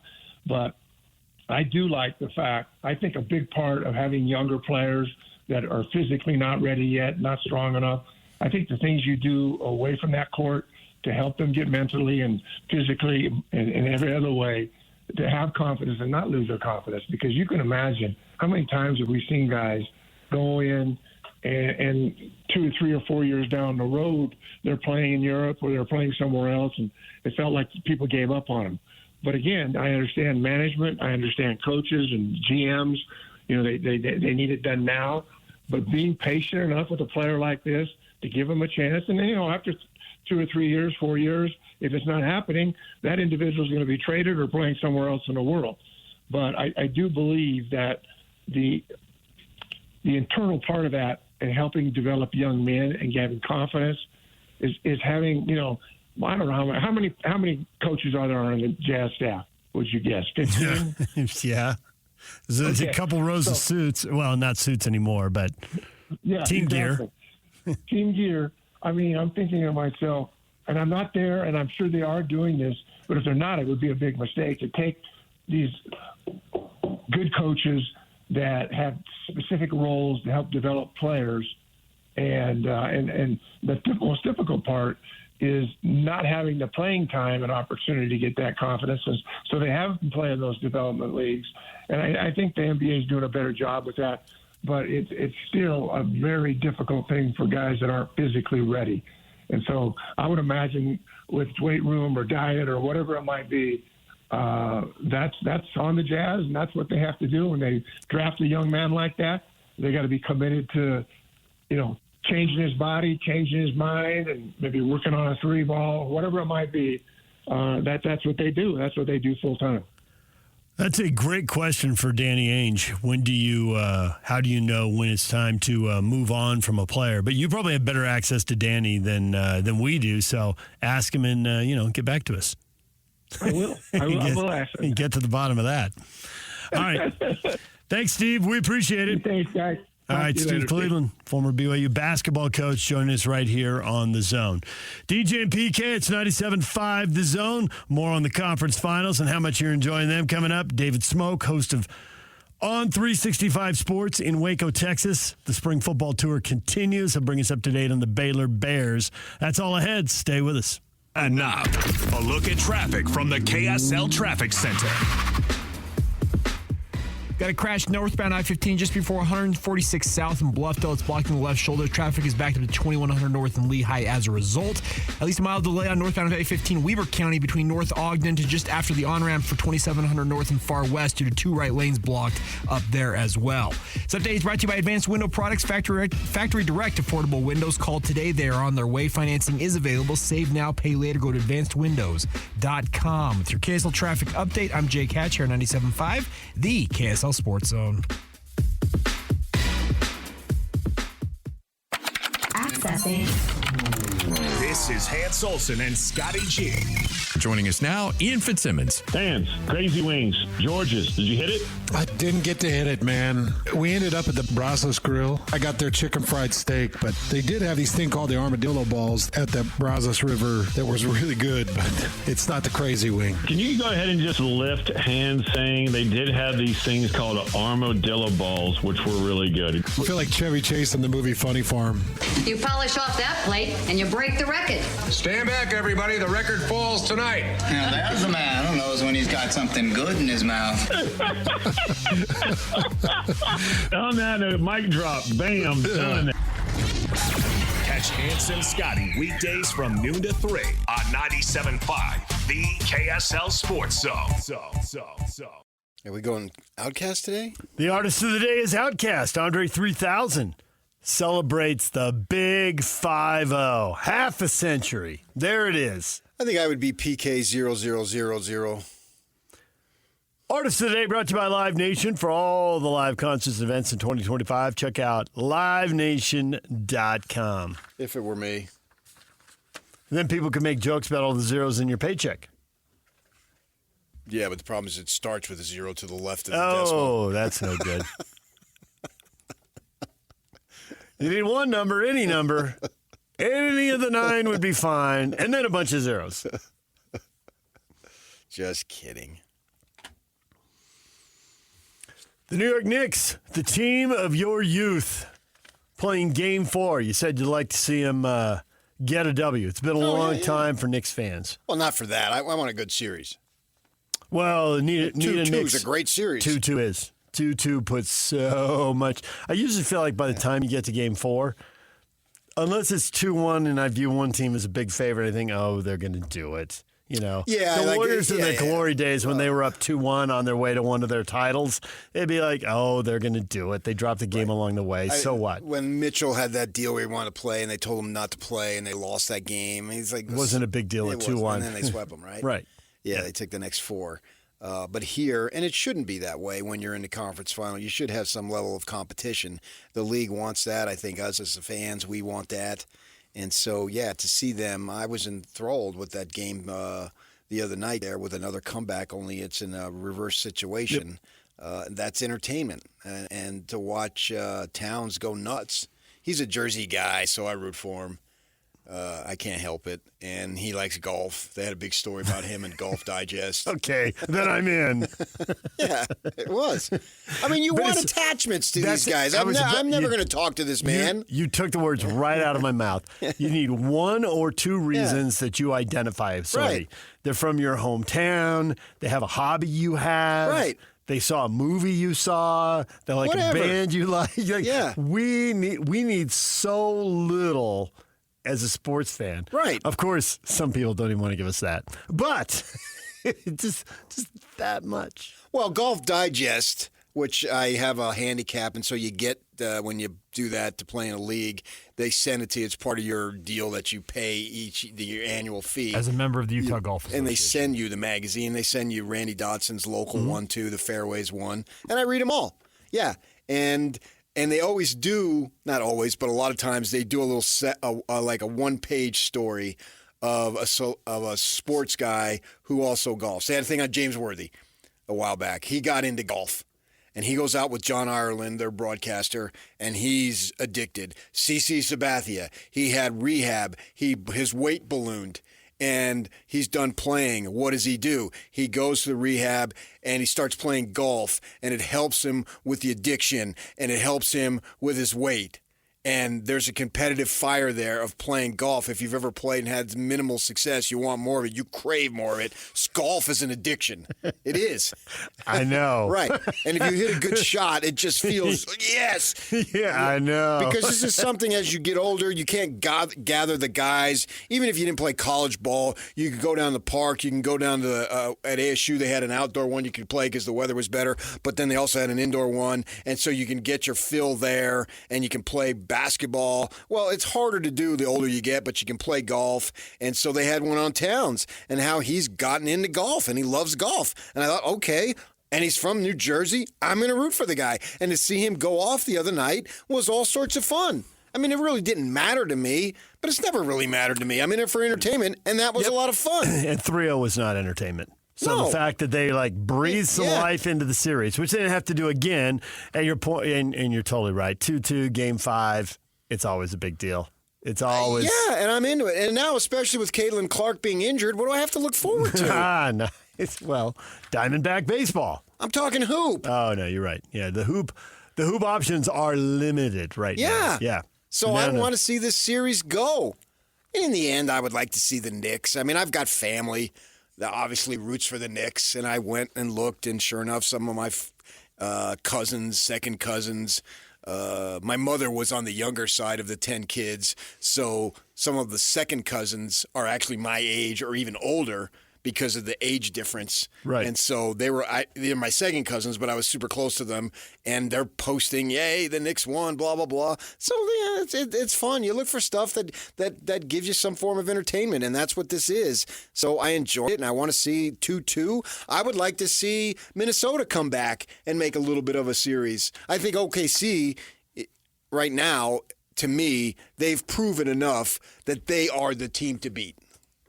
Not just now, but next series too. The way they, the way they cruised through the regular season in the first round, the way they handled adversity in the second round against Denver, and were able to grind it out. And Locke can back me up. I came in after what was last night, Game 4? After Game 2, after Game 2, I came in and we were celebrating SGA. Take 1,000 free throws. He only took 2 threes.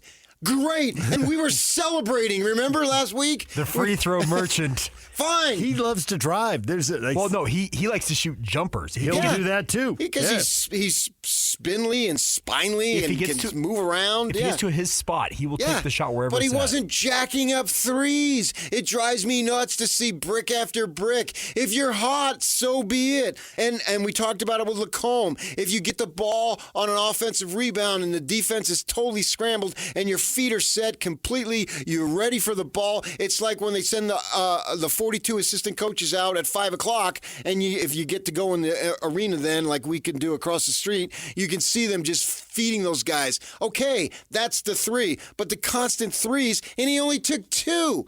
And he still had 30-some points. Would he have 38 points? And we were celebrating that. That's like old school. The kid's an old school player in that way. He's not looking constantly for the 3. And he was so effective in that, and he's effective just about any time. And it's a fun story. I'm looking forward to the next round in the finals so I don't have to hear about his cousin playing for Minnesota. I got it already. I don't care. Now I'll wait for that and enjoy that and text you as soon as it's mentioned. Now that I know it's under your skin. Right. Nikhil, is it Alexander Walker? What is his name? I don't know. No! Alexander Walker. Yeah. All right. I got it. They're cousins. Whoop-de-freaking-do. Did you know Chet Holmgren's from Minnesota? Oh, I did, yeah. But I mean, did you know Matt Harpring played football? And Matt Harpring's daughter is the #1 high school recruit going into this next academic year for basketball. #1 in the country. Kate Harpring. Move aside, Caitlin Clark. Kate Harpring is going to be on your tail. Matt Harpring hopes so. Well, she must be really good. I mean, literally every team that's anything has offered. Has offered out to her, yeah. Yeah. I've seen clips of her play. She's apparently all that. DJ and PK, it's 97.5 The Zone. The question of the day is next. Stay with us. DJ and PK, it's 97.5 The Zone. Don't miss your chance to win big every week on The Zone. This week on Win Ticket Wednesday, you can win tickets on Breaking Benjamin and 3 Days Grace. Live. Utah First Credit Union Amphitheater, September 27th. Tickets are on sale now, livenation.com. Listen to The Zone all day Wednesday for your chance to win. Question of the morning. How good have these NBA conference finals been? Yeah, lumping them together like that for, PK. The East has been good, the West has been bad. But Although we're also just I don't think the West has been bad. We're only getting to the part where it really gets good. How could you say the West is bad? They played 4 games, and 2 of them have been really good. And 2 of them have been huge blowouts, and it's 3-1. So it's the games. If you go 4 games overtime, that's an The fourth one sure is, because at 3-0, I got no hope for you. And it goes overtime? I'm not talking about the series as a whole. I'm talking about the games. You know, if you go watch the Rocky movies, you go and Rocky 5, whatever. I don't remember any of them beyond the 1. But Rocky 5 is a really good movie. But you're not going to come out of that, the other movie sucks, so this one. No, you look at it, they're their own entity, and you look at it individually. If you think Rocky 5 is a great movie and you loved it, you don't care about what Rocky 4 or 3 or 9 or 15, and now the extension with who is it? Michael B. Jordan continues with the series. Is that who it is? Yeah. Yeah, Creed. So, Creed, that's what I was thinking of. Yeah, thanks. And so it's going to continue to go on. Who knows how long? Probably for 15 generations. Grandfathers upon grandfathers and their sons upon grandsons. Yeah, what was your favorite Rocky movie? It's like, is it LeBron or is it MJ? Depends on how old you are. It does. It really does.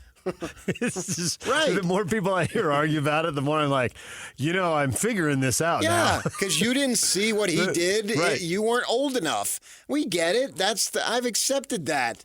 And so that's the way you view things. But I view it as an individual game. What was These games have been great. What was the other Timberwolves game that you really enjoyed?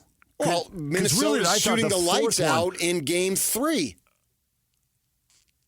And literally the lights out in my house. But to me, the other 3 games, you said there were 2 really good games, and I thought there was only one. Last night was a really good game. Game 4. And Game 3. I just said it. But it wasn't. They shot the lights out. It wasn't a good game. To see that level of shooting is fun. I complain about the missed threes. I never complain about the made threes. Which one of the 43-pointers bugged you? The 28 that didn't go in? Yeah.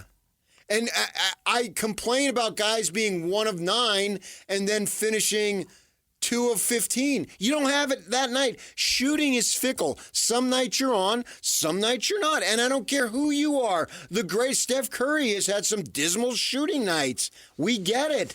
He's earned the right.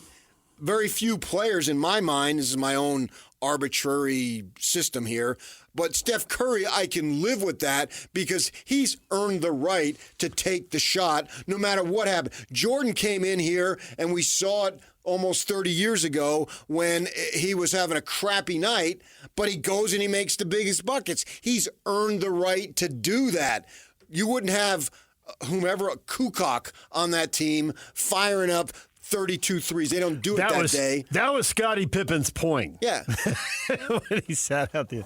What? That well, guy? Yeah, but I don't remember what that individual game was. It's just too easy to... Yeah. I mean, there's very few players who have earned the right to fail. Who've earned the right to miss 30 shots and still be told, why don't you go take the 2 biggest shots, go win the game in the series. And that's what happened with Jordan. He missed 30 shots. 10 guys that we can look at in the last 30 years who you could put on that plateau and say, yeah, you're the guy who's earned that, and we'll sink or swim with you, and that's everybody's comfortable with that. So I've never complained about made threes. It's just that when guys aren't hot and you can do about other things. That's why I loved SGA the other night, only dominating the game and only shooting 2 threes. I thought I was back in my 20s.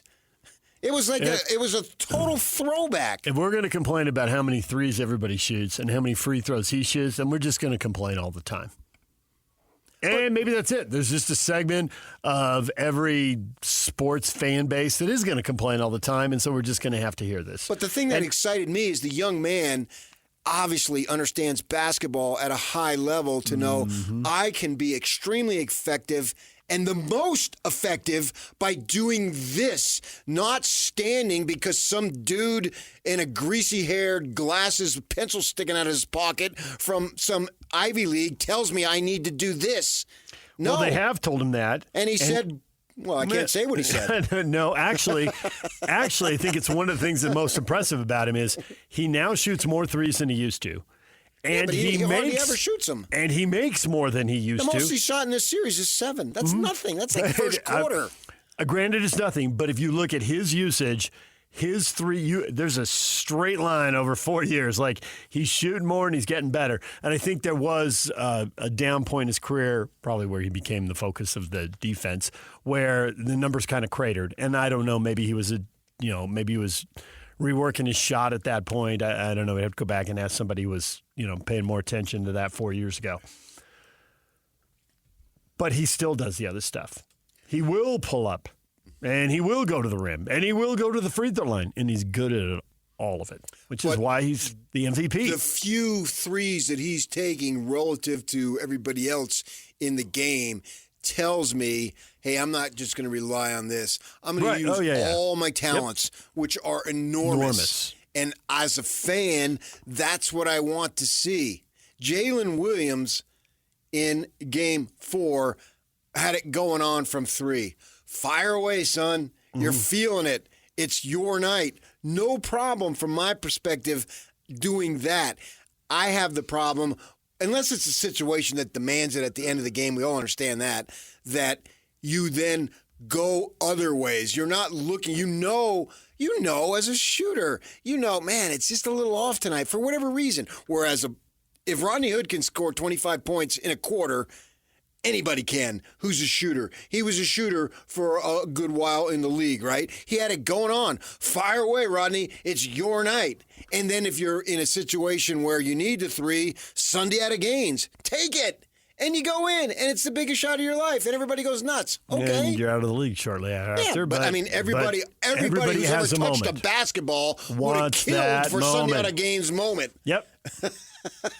Right? That's a dream come true.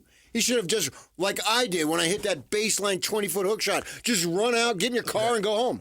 Never to be heard from again. You can never top that, Sundiata, but you did that. Great. That's a phenomenal moment that goes down. Probably nobody else remembers that outside of Jazz fans and Sundiata and his family.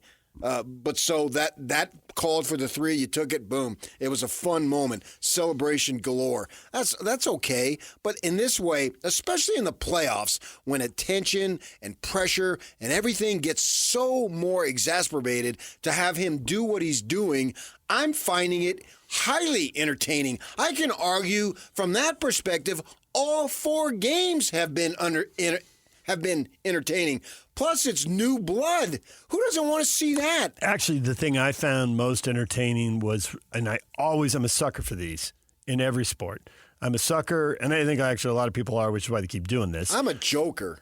the Midnight toker. I knew we were going there.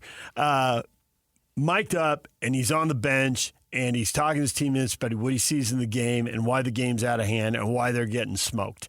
And he's completely dialed in, and he's right, and they fix it, and they win Game 4.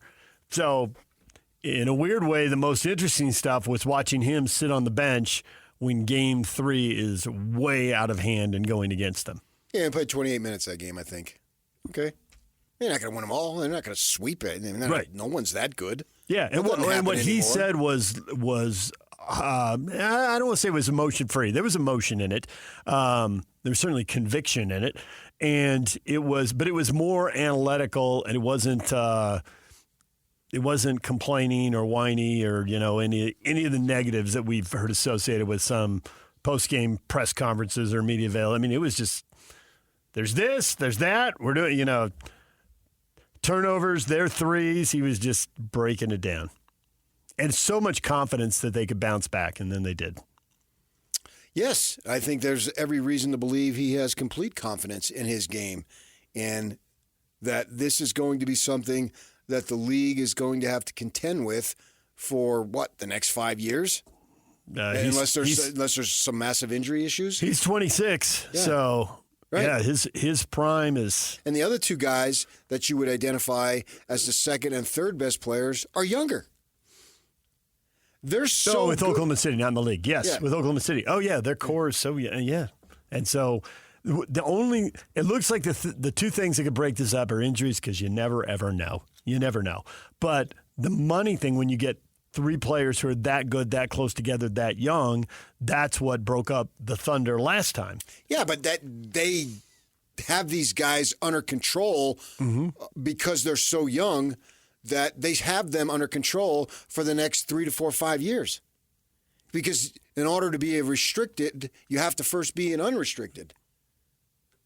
So there you go. They're going to be there. They're going to be so good that OKC is going to just be so benevolent. They're going to say, Jazz, no matter what happens in the 25-26 season, you can keep the pick. That would be so condescending. That'd be awesome. No, it's benevolent. It's helping out a brother in a small market. That's what that is. Yeah. It's not condescending. That'd be something if that actually happened, which it won't. That is as a religious man, you should know better. Mm-hmm. That is something to help your brother. What better way? I don't know about you. I'm not this guy. I haven't lived in Utah too long. I haven't lived in Utah enough because it's rubbed off on me, but it hasn't completely rubbed off on me. The act of service. I need to live here more. I need to live here another decade. You hear that, bosses? Another decade, because I need to learn more how to serve my fellow man. That's the lose yourself, DJ. Lose yourself. Yes. You gonna give us a little M&M now? In the act of service. That's what you need to do. Hit it, Yuck. I know you want to. You're flying all over the world here on these vacations and everything. If I'm lucky, I go to St. George or maybe Salinas, where Locke told me to go. Or not Locke, Yuck told me to go to Salinas last week. Why did you send him to Salinas? Salina. Salina. His sister? No, yeah, there we go. No, we were playing where are you? How are you hanging on? And I said, I'm in a Salina. Salina. Yeah, so I he told me to go to Salinas. Yeah. One letter changes a lot. It do. Moves your whole time zone. Right. I mean, like you said, I'm a sucker, and I said I'm a joker, and I'm a toker. Well, if you start rhyming with sucker, we've got issues. Probably. Yeah. Right. That's why I bailed you out, because I thought maybe you might get on that train, and then you can't come. You've said other things. I said, what the heck are you saying? I have said other things. So I try to save you. All right, DJ and PK, we watched the playoffs. Lessons for the Jazz in their rebuild. Seems like there is one that is presenting itself pretty clearly. We will get to that next. Stay with us, DJ and PK. It's 97.5 The Zone. This is Jake Scott and Ben Anderson.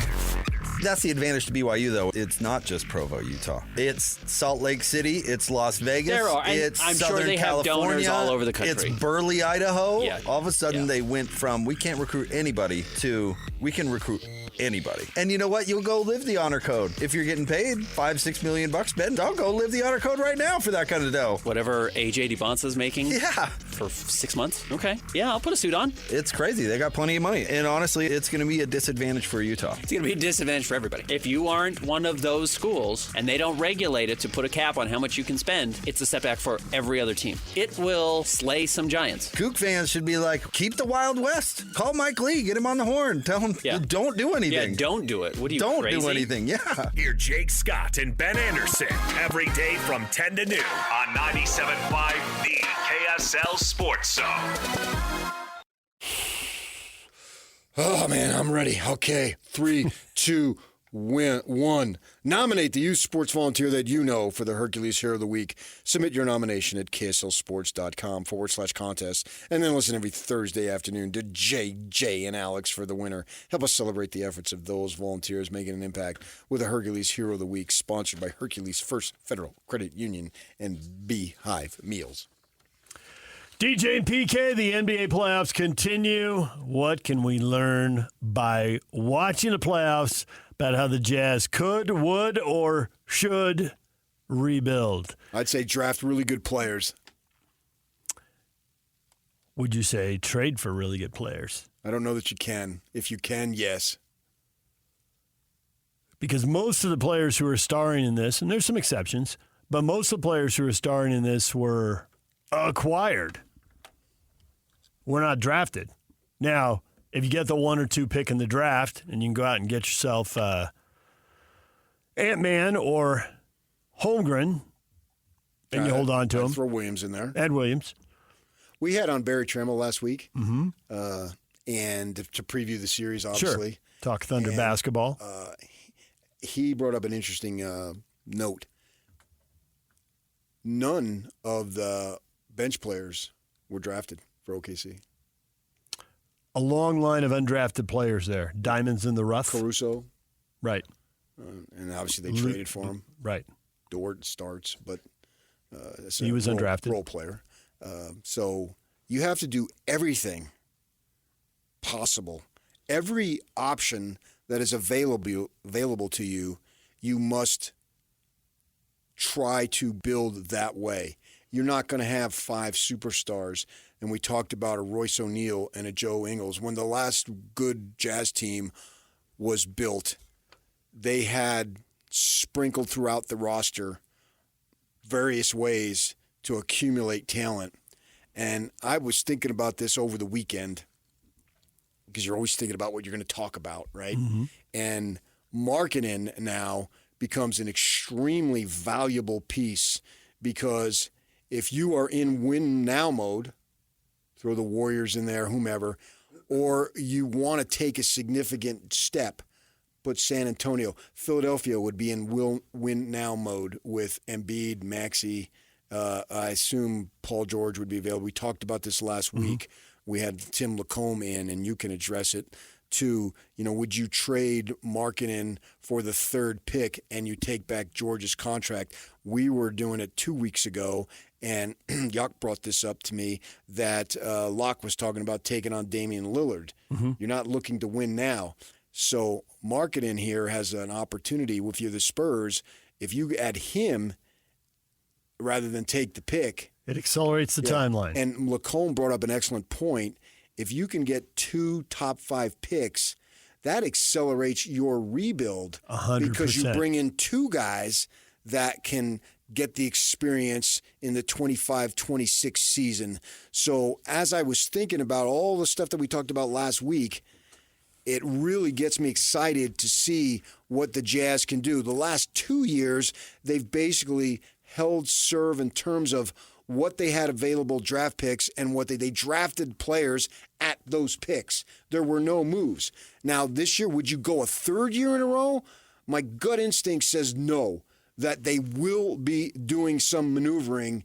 They're not going to get themselves out of the rebuild, so we're not looking at 45 wins next year. But you can speed it up. You can get, and then you can really see progress, because if you got the third pick, say, and the fifth pick, wow, that's higher than any picks that you've had the last 6. So you can't assume it, even though I'm going to say you're going to assume Let's that go the ahead and players assume are better. that they draft well, Yeah. and they get better players. Right. And this is supposed to be a better draft. You need some high-end players here. The thing with Markkanen, and when my first reaction, even though I was on vacation, every once in a while there's a little time, and I'd look at whatever social media, and you put stuff up on Facebook, see what the show's talking about. I got it, yeah. And we're my never immediate immune from this. Right. My immediate reaction when I saw the Markkanen is, that's a good deal. But they can't make a good deal. They have to make the best deal.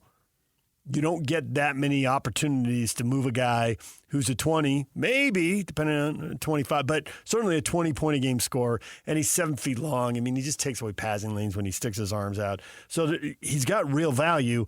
You don't get to trade him a bunch of times. So it's not enough to take a good deal, and I like the idea of getting the third pick, but they've got more info than we have. They've been out watching the 2026 draft. If they think they can hold on to Markkanen for a year and use him to move up in the 2026 draft, and if they like those players a lot more, how much do they like these guys 3, 4, 5?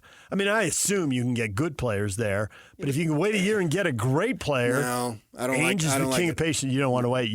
There's no because guarantee. the lottery's a crapshoot. We already just saw it. It is, and you don't know if you'll have motivated sellers. That whole baseball, are you a buyer or are you a seller? Are you going to have someone who's going to be motivated to sell draft picks next year? You may not. And so you may have this. And so this is all the stuff that they've got away. I did on the surface like the idea of, okay, you take this contract, but you get the third pick and you get to draft 3 and 5 in what's supposed to be a good draft.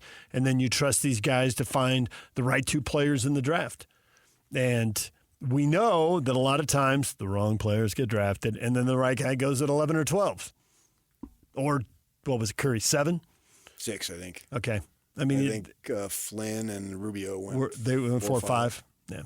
Whenever Minnesota was done drafting the wrong guy, the Warriors stepped in and drafted the right guy.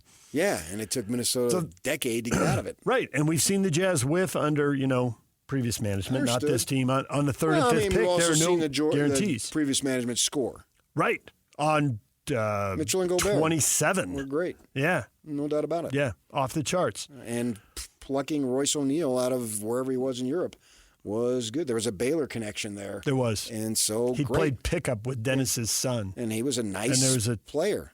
I mean, he wasn't a superstar, toughness. but you needed those types of players. We were constantly reminded by watching Denver and Phoenix this year. Yeah, so you got to have the role guys. You look at that. I'm hesitant to wait if you feel you've got something really positive this season, this offseason. Go. Because then certainly at 3, you take best player available. I got good news for you. I do think they're motivated to do it. Not that I know that, but watching Lauri Markkanen wait and to sign his deal so that he wouldn't be eligible to be traded until after the deadline, which locked him in for a year, I think there was a little bit of the Kyle Whittingham. You always tell the story about Kyle's proud that his, kids went to the same school and they didn't have to move around the way he did with his dad coaching. And Lowry knows he can't guarantee that, but he knows also he doesn't have to split the family up or pull the kids out mid-season. So he locked him in for a year. But I think he thinks he's not just on the trade block. He's next up. So I'd be surprised if they waited. There might be a good argument to wait, but I expect them to do something. Yes. And I don't have a lot to go on there, so that's more gut instinct than his reporting. But I do think Markkanen waited, and that was for a reason. And so I figure he knows something, and I'm betting on that. And he hasn't told me anything. And he can get in a good situation. He goes to San Antonio. That's a good situation. That is a good situation. I don't see a situation where he goes that's bad. I think it's going to cost so much to get him that the team that gets him will probably be a good He's situation. better than the third pick. I can argue he's better than the second pick in the next 2 to 3 years. Easily, Right. I can argue that. So if he's going to the Warriors or the Spurs, the Sixers, if all their guys get hurt again, then it's not a good situation. Well, it's two guys, but you get rid of George. Right. George would and be then out. So Embiid. if Embiid is healthy, he's in a good situation. If Embiid is hurt, then he's not. Yeah, at minimum, he's in a better situation than in terms of winning. It's a good situation here. He loves the outdoors. I don't know if you knew that. I've heard and so it's a stable organization. They take care of you very well, blah, blah, blah. They're just not winning right now. The rebuild prevents them, and his age. If he was 23, it'd be another story. It would be. But his age doesn't match up with the way this rebuild is going. The only way his age matches up with the way the rebuild is going is if they go all in for somebody who's in that 24 to 30 range, and it just doesn't seem like that's going to happen. I don't know if there's anybody out there that would make that big of a difference. So in that case, he and Collins don't match up, and are there deals coming? And we were talking about this last week. Kevin Durant's in that situation, but who would I rather have right now? Durant's a better player than Markkanen. But you can have Markkanen for longer. Yeah, you can have at least 5 years. Right. Plus, his body isn't, in terms of minutes that Locke always says, don't worry about the age, look at the minutes. Well, he's never played big minutes these last few years. Played 47 games this year. You can argue he's been a permanent part-time player. Yeah. Even in Cleveland and Chicago, he wasn't playing massive minutes. He's missed, I think the most games he's ever played is like 61. I'd have to double-check that. So his body should be there. I mean, basically, this was a practice time this season for the Finnish national team. He didn't play much at all. I said with Scotty last week that the Jazz had a 47% chance of getting the fifth pick or whatever. I said that was a better percentage than if Markkanen was going to play tonight. Hey-o! And I thought it was a good line. It was a good line. I thought of it as I was rambling, as I often do. So I'll repeat it here. Yeah. But I'm really excited now that the dust has settled on the season and everything, and to be able to look at what is available to these guys, management. Yeah, there's options out there, right? And they've never had more. I don't think they've ever had more to be able to go and you can speed up the process of rebuild, but I want to make sure I emphasize you're not going to get out of the process of rebuild. Those are two different things. Yes. Those are two different things. And then you can draft best player available at 3, and then if you wanted at 5, maybe you can address need. I said, well, they like this Fears, the Oklahoma kid. I can tell you that much. Not big on need. Well, this is where I totally buy. Need is great. You take it. This is where I totally buy. It's positionless basketball, and even point guards. There's still a little bit of. There are some players who are true 5s, right? Rudy Gobert can't do anything else. He's a true 5. He's nothing else.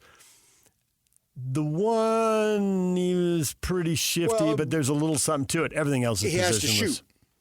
He does. So the one is no longer come up, hop, stop, bounce, pass, layup. Hop, stop. Right. That doesn't exist anymore. The one has to be able to fill it up. Mm-hmm. If you have that, then you've really got something.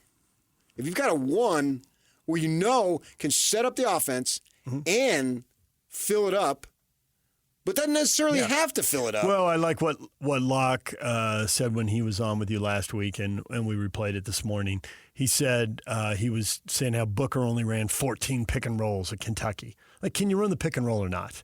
Because that is initiating the offense. That is the role of the point guard, and you do have to be able to shoot if they go under. If they go under and you can't make the shot, then you are a reserve in the NBA at best, and you might be on your way to playing in some other league.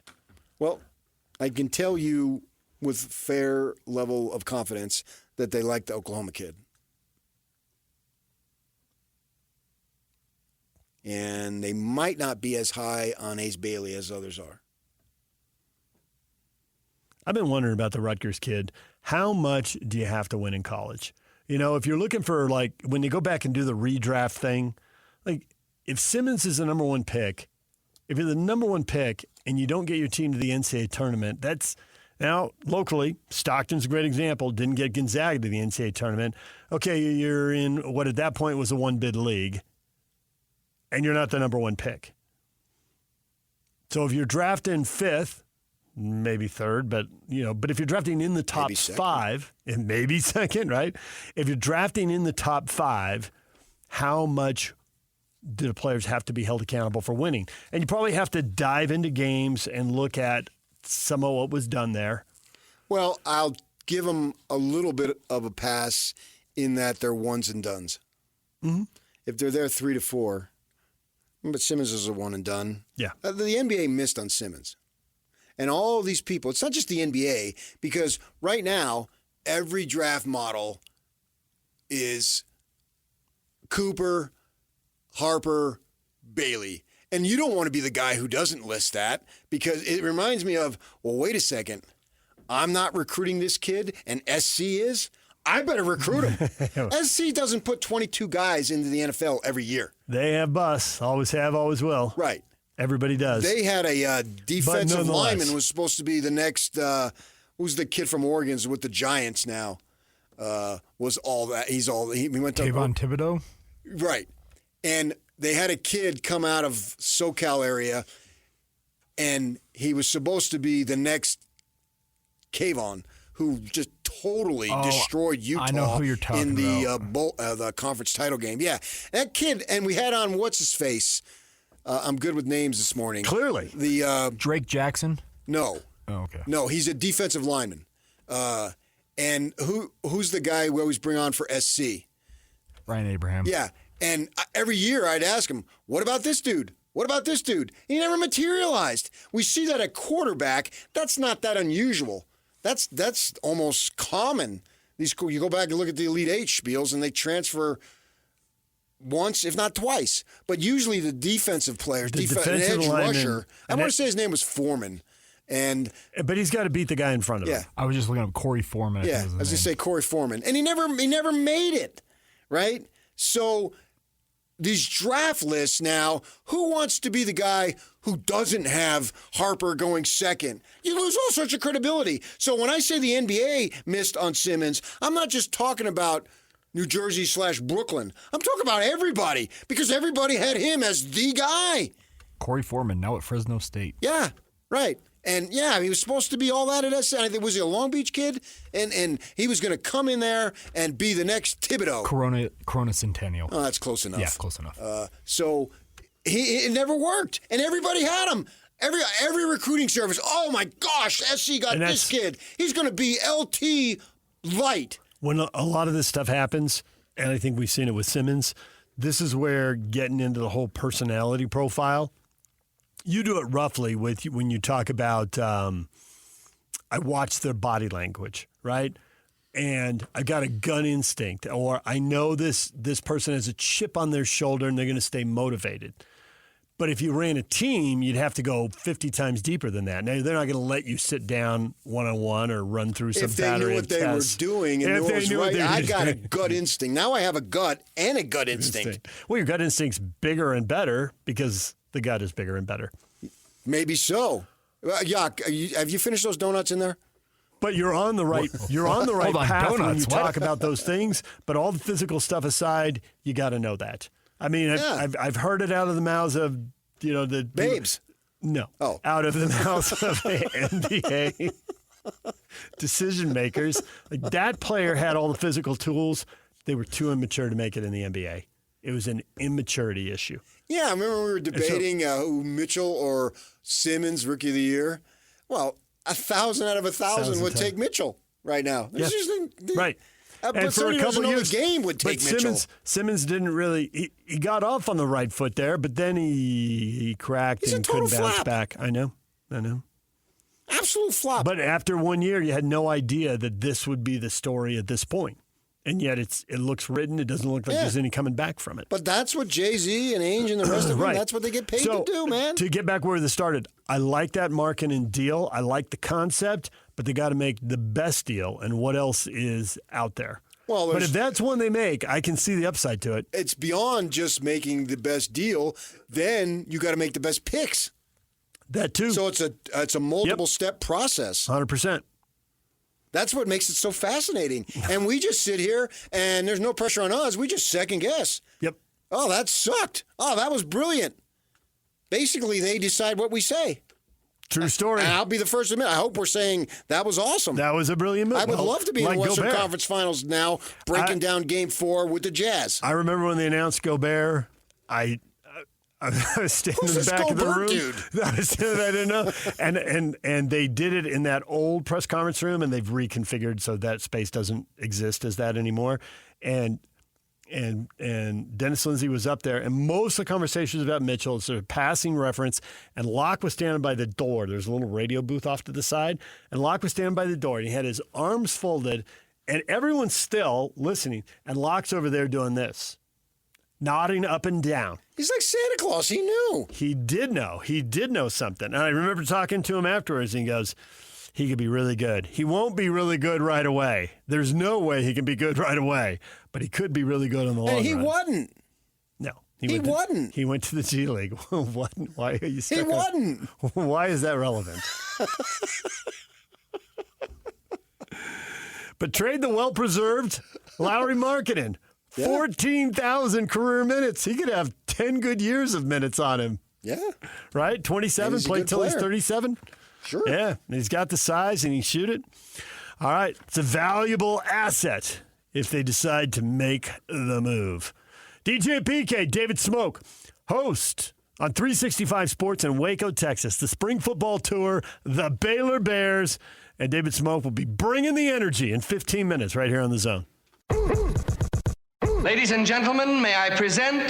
This is JJ and Alex. Now, every team has been assigned a Heisman contender. If you were going to pick somebody who'd win the Heisman Trophy, the Heisman Trophy is built for numbers. The Heisman Trophy is built for flash. And Devin Dampier for Utah could actually give you both of those things. If you're actually going to list somebody on every team, fine, that's fun. And Utah, I think if you're really talking about it, inside the state of Utah, the person who would actually have the ability to be able to do it, I think is Devin Dampier. I agree with you. If he is able to do the things he did at New Mexico on a Power 4 stage and is even more productive in the past game, he's going to make some noise. Is it going to be Heisman noise? Utah would have to have a remarkable season. He has the type of skill set and he has the type of electricity that will get that kind of attention when he's successful. Catch JJ and Alex afternoons from 3 to 6. Presented by G2G Bars on 97.5, the KSL Sports Zone. Okay, people. Summer is upon us, right? You got a product are you passionate about and you want an endorser. You know who their guy is, DJ? No. It's me. Oh. It's me. I am willing and able, and I want to help you because I am a man of service. All you have to do, if you got a product you want to be endorsed by PK, you text PK. Let me spell that for you. PK to 57500. 57500. And our sales staff will take care of the rest. Let me tell you got a product you want to endorse, just hit me up. Text PK to 57500. PK to 57500, and I will meet with you, and we will just bathe in money. Can you do that? Yeah. Oh, gosh. Yeah, money's a little on the dirty side. Everybody's been handling it. Went to a farmer's market. A farmer's market? Yeah, it's near where you're going to finally start eating well and good? Yeah, right. Yeah. Good for you. Walking around out there, and there was a woman licking money in one of the booths. Licking money? It was disgusting. Okay, you take grossness to a lower level than I intended. Yeah, I know there was. That was, so money is, you never know. Did you at least buy a peach? I did not. I did not buy a peach. I'm trying to get you to healthy living. I need you around, buddy. Yeah. It was a tough week without the big fella, wasn't it, Yock? It's never quite the same. No. The fearless leader. Yeah. Yock, lay it on thicker. That's what it is. You are the fearless leader. You want something, Yock? No, you need something. No, you're the fearless leader of this show. Right. Best moment while I was gone. What happened? What was good? Best moment. Wow. I can never remember. People will say, I'll see him out on the 2 o'clock in the afternoon. Hey, blah, blah, blah, today. Yeah, I don't remember saying it. I have a hard enough time remembering half the shows myself. When you're saying stuff all the time, you can't. Okay. You were asking who sat in. I know who sat in, but I can't even remember the days. Because you have a couple guys here and there, Yeah, whatever Tim it might twice. be. You usually have Riley in, but Riley's under the weather, unfortunately. Yeah, I know Lacombe came in twice. I know he came in Friday. Yeah, and he I don't did, remember he if it did was Tuesday. He did Tuesday. I don't remember if it was Tuesday or Wednesday. Okay. Yeah, and then I know it was Thursday- before. When did the Retzlaff announcement come Wednesday. out? Okay. Yeah.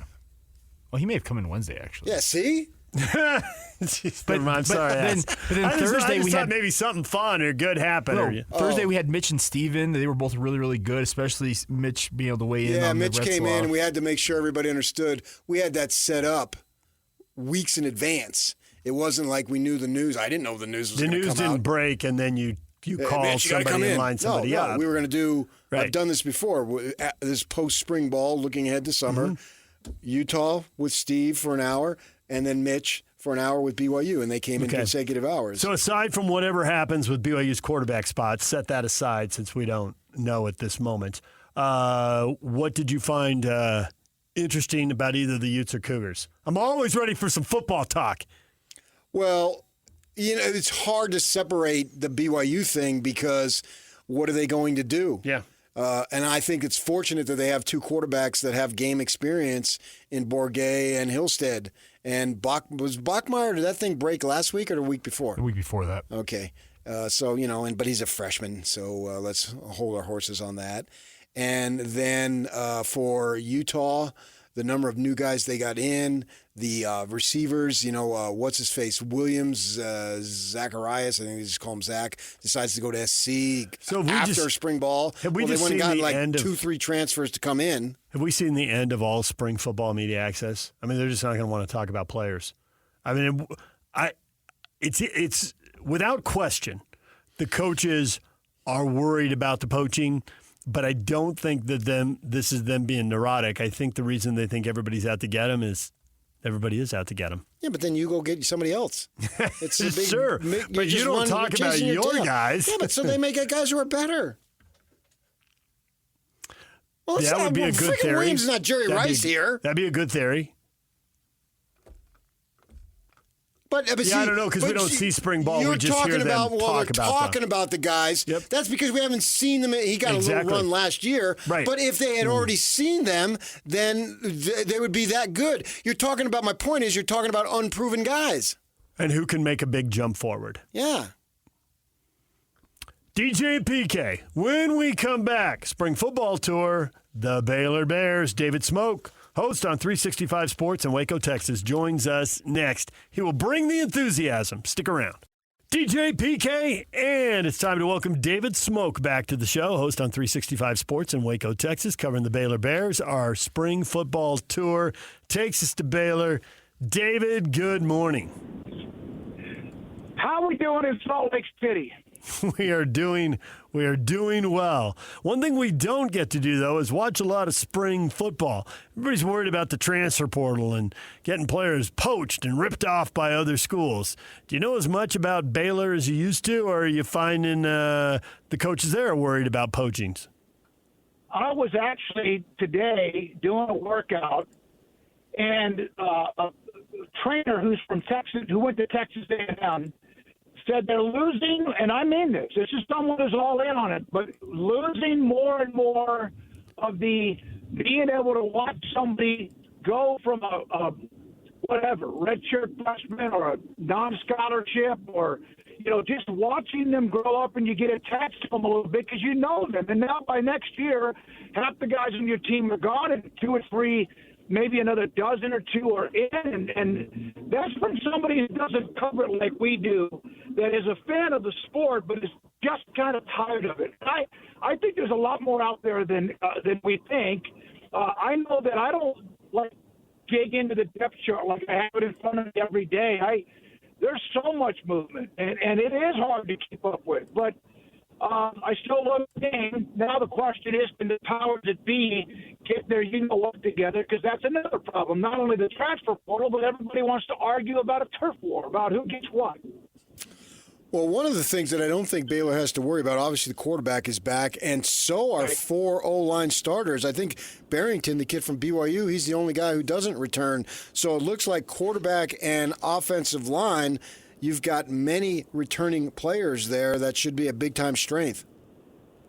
No question. And the offensive line, the last, they had that really good team in 21, but the offensive line has been kind of a hodgepodge of this and that. And what was interesting last year, they got off to that 2-4 start. They took Sidney Fugar and moved him from inside as a rotation player, put him out at left tackle, and boom, just like that, it made everybody else on the offensive line better because he solidified what is that protection mode on the backside of Sawyer Robertson, big, monstrous kid that just all of a sudden it's weird how you just make a decision and it seems like it doesn't just help you at left tackle, but it helps you across the board with some other positions on the offensive line. No, they're in pretty good shape. They had to add, I think they've added 3 different edge rushers from other schools during the offseason, including getting one last week from a group of 5 school.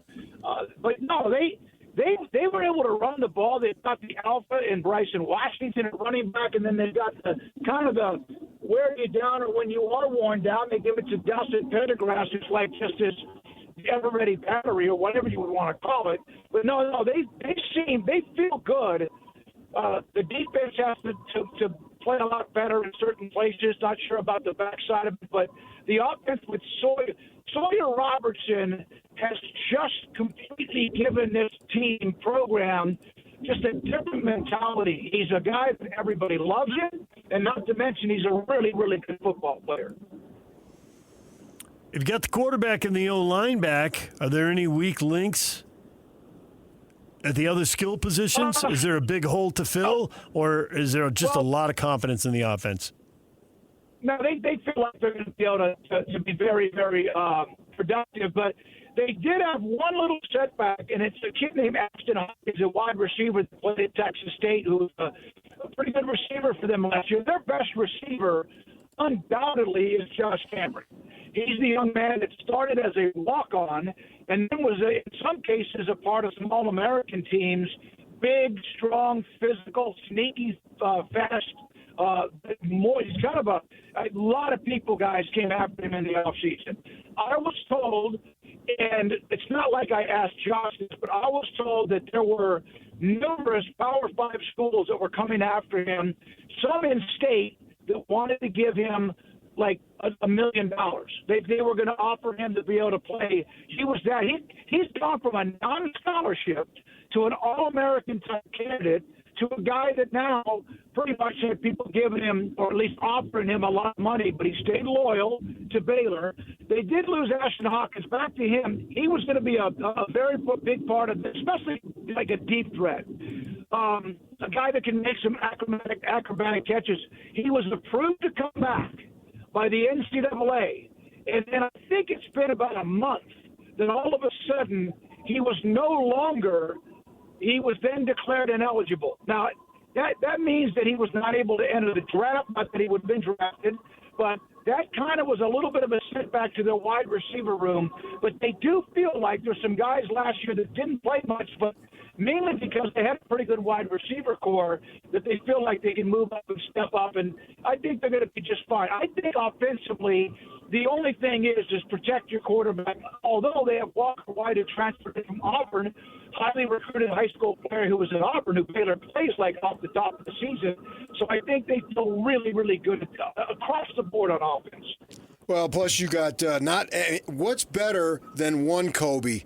2 Kobes, and you got 2 Kobe transfers in Wilson and Prentice at receivers. So you got you got some transfers there that can have an opportunity to fill in. Yeah, and of course, Alabama, anyone that was there, that they don't just recruit others. That doesn't mean they're all good, but they feel good about him. I think we've talked about this before. They never took advantage after the 21 season when they were so good, 5th in the country. They never took advantage of the transfer portal when it had first just opened up. They really just whiffed as Aranda felt like he wanted to trust his own roster. It was a huge mistake. Not that he's getting mad at him for being loyal, but it was a huge mistake. And they've slowly but surely the last couple of years been able to go pick and choose some guys that make sense. And they've done that even again during the offseason. Plus, there's guys who want to come to play at Baylor. One, because of Sawyer Robertson, the quarterback, a pure wide receiver. He's among that list of the best returning quarterbacks in college football. So why not want to catch balls from him? Is Dawson Pendergrass back? Or because if he is, then that's loaded at running back. I mean, you got two guys who are 1,700 yards combined. Yep. No, Bryson Washington, I saw state championships at a small school, really right outside of Bryan College Station at Franklin High School. He's one of those that he has the ability to fit through a keyhole. Like he has, it's weird. Like, I always thought, and I remember back in the days, a lot of it's the blocking scheme or whatever, where you see certain backs at the 1 or 2 yard line, they go in untouched. When there's 22 people all sitting together, Bryson Washington has this unique ability to kind of go like Matrix, like he goes fluid and gets through small little creases, not just at the goal line, but also, if it's at the 35-yard line. He has the ability to fit through a keyhole. Dawson Pendergrass has the ability to make a new keyhole. He's got that power. He runs kind of like elbows and knees. And, back in the days, remember when you had pants that had knee pads? I don't even know if they wear them anymore. The knee pads flapping. He's kind of that guy. He looks sometimes unorthodox, but he's got sneak speed and he's got tremendous power. And he is a perfect offset to what Bryson Washington can do. And Bryson Washington is just an absolute, like a blue chip type alpha dog running back. 7 starters back on defense. You lost 3 linebackers in Jones, Randolph, Linton, but you hit the transfer portal. You got one from Fresno, one from Oregon, one from Florida International, and Thomas, all Big 12 linebacker returns. So you're going to have some new blood with a pretty good player returning. Yeah, no, they do. They lost. They did lose. Like Matt Jones, the linebacker, was kind of the leader of that team, kind of a guy that was in and on every play, very quick. He was not at the level of what they had back with Bernard and Petrie, who are now getting their second pick contract in the NFL. But he was kind of the guy. They went into the one player they feel like they had to get, as I said, they had to get some guys off the edge. They had to be able to put pressure on the quarterback. They lost Garmin Randolph, who's in an NFL camp right now, but they went deep, 3 different edge rushers from FBS, from group of 5 schools, some of them very, very productive. I think defensively, and Aranda, remember now last year he took over the play calling, I think with the second year of Aranda now, being able to do that again and getting players that he truly wants, that he thinks will fit what he does, what he should do all the time, whether he does or not, they feel really good. The backside last year, they need to make some plays. LSU tore them up. Now, Nussmeier is a fantastic quarterback. LSU beat him up pretty good in the bowl game. It was a high-scoring game, and LSU just had better weapons against that secondary. There's a kid, Caden Jenkins, a junior, who was a freshman All-American. He made the freshman All-American team. I thought last year he just kind of was there. They need him. He was a turnover. He created a lot of turnovers 2 years ago, including a scoop and score for a touchdown in a game at UCF to turn that game around.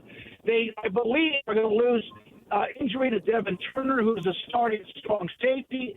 They feel like he had a chance to be an all-conference type player. I believe he might be out for an extended amount of time. That hurts them. But overall, just because it's another year of a team, sometimes you get guys coming back, but they weren't very good. I think this year the guys coming back were good. They were just young and raw in the secondary, and I think they've improved on that with a couple of additions there too. 5 of the top 10 tacklers were safeties. Have they sorted themselves out, or is that still a battle? I think it's very fluid. I think their secondary is very fluid. I think that what they wish they could do is have like 8 to 9 guys, right? They're just constantly in rotation. But I think that's still kind of the defensive front. They got to be careful there. They added a big kid from LSU, from Tulane, a big fire hydrant that you have to have in that defensive Miranda runs with that plug in the middle. But I do think that the weakness on defense is going to be the younger defensive backs who were, again, beaten up in that bowl game by LSU based on people running free. Are they a year wiser with the experience, or are they going to still have the same problems because they're still the same player they were as that season ended? I'm going to try to say it. I think it was from Texas A&M. Talmanao Pepe. Yeah, him. Yeah. 380 pounds. Yep. 380 pounds in the middle. 6'3", 380. Yep. Oh, my goodness. Yeah, if you'll remember, it was Siaki Ika was at LSU. And Baylor got him to transfer from LSU. Orlando had known him a little bit because of the fact he had been at LSU. I don't think he was there when that was Siaki might have been there when Ika was actually recruited at LSU with Orgeron. And they got him to move over, and he gave them what they needed. Now, one of the biggest issues there is that Brendan Bennett is a local kid. He played down in Killeen High School, Ellison High School, which is down near Fort Hood, about an hour south of Waco. He transferred to Florida. So they lost him. Dave Roberts, who's now at the University of Florida, recruited him when he was out of high school. He was a guy that if he was there, he would be their starter. They need bodies inside. No, I don't even care if you're like Georgia, Alabama, Texas, whatever. They're always even still looking for the dudes inside because that's really where, to me, the games are won. And Baylor win the portal, get the bid, 380. Now, the biggest concern, Ika was I think he made a couple of fringe All-American teams at Baylor.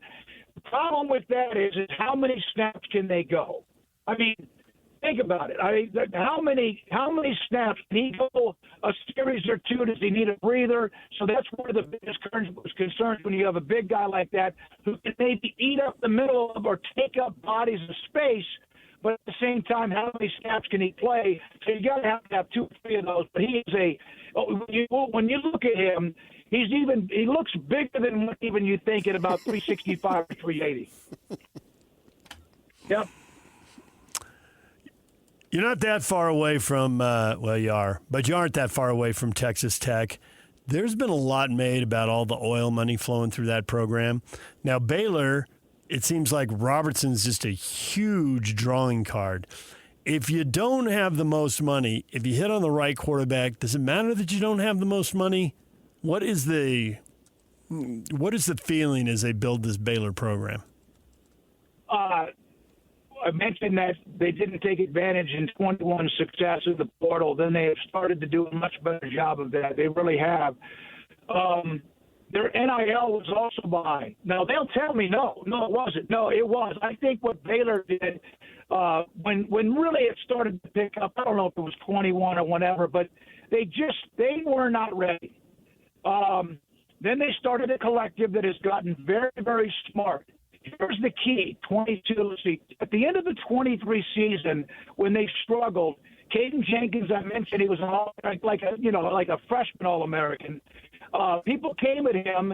Baylor was able to keep him happy. I'm not saying they threw a lot of money at it, but they threw at him because they couldn't afford to lose him in the first place. They didn't have a lot in the backside of their defense in the secondary, but they were able to retain him. And then you saw this. I don't know if it was on Twitter or whatever it was, like, hey, I'm committed. Well, yeah, because you were starting to get more money. Baylor stepped up with their NIL. Then they stepped up again. There's no question. Remember, DeQuan Finn was going to be their starting quarterback last year out of Toledo. They paid him some good nickel, but he didn't work out.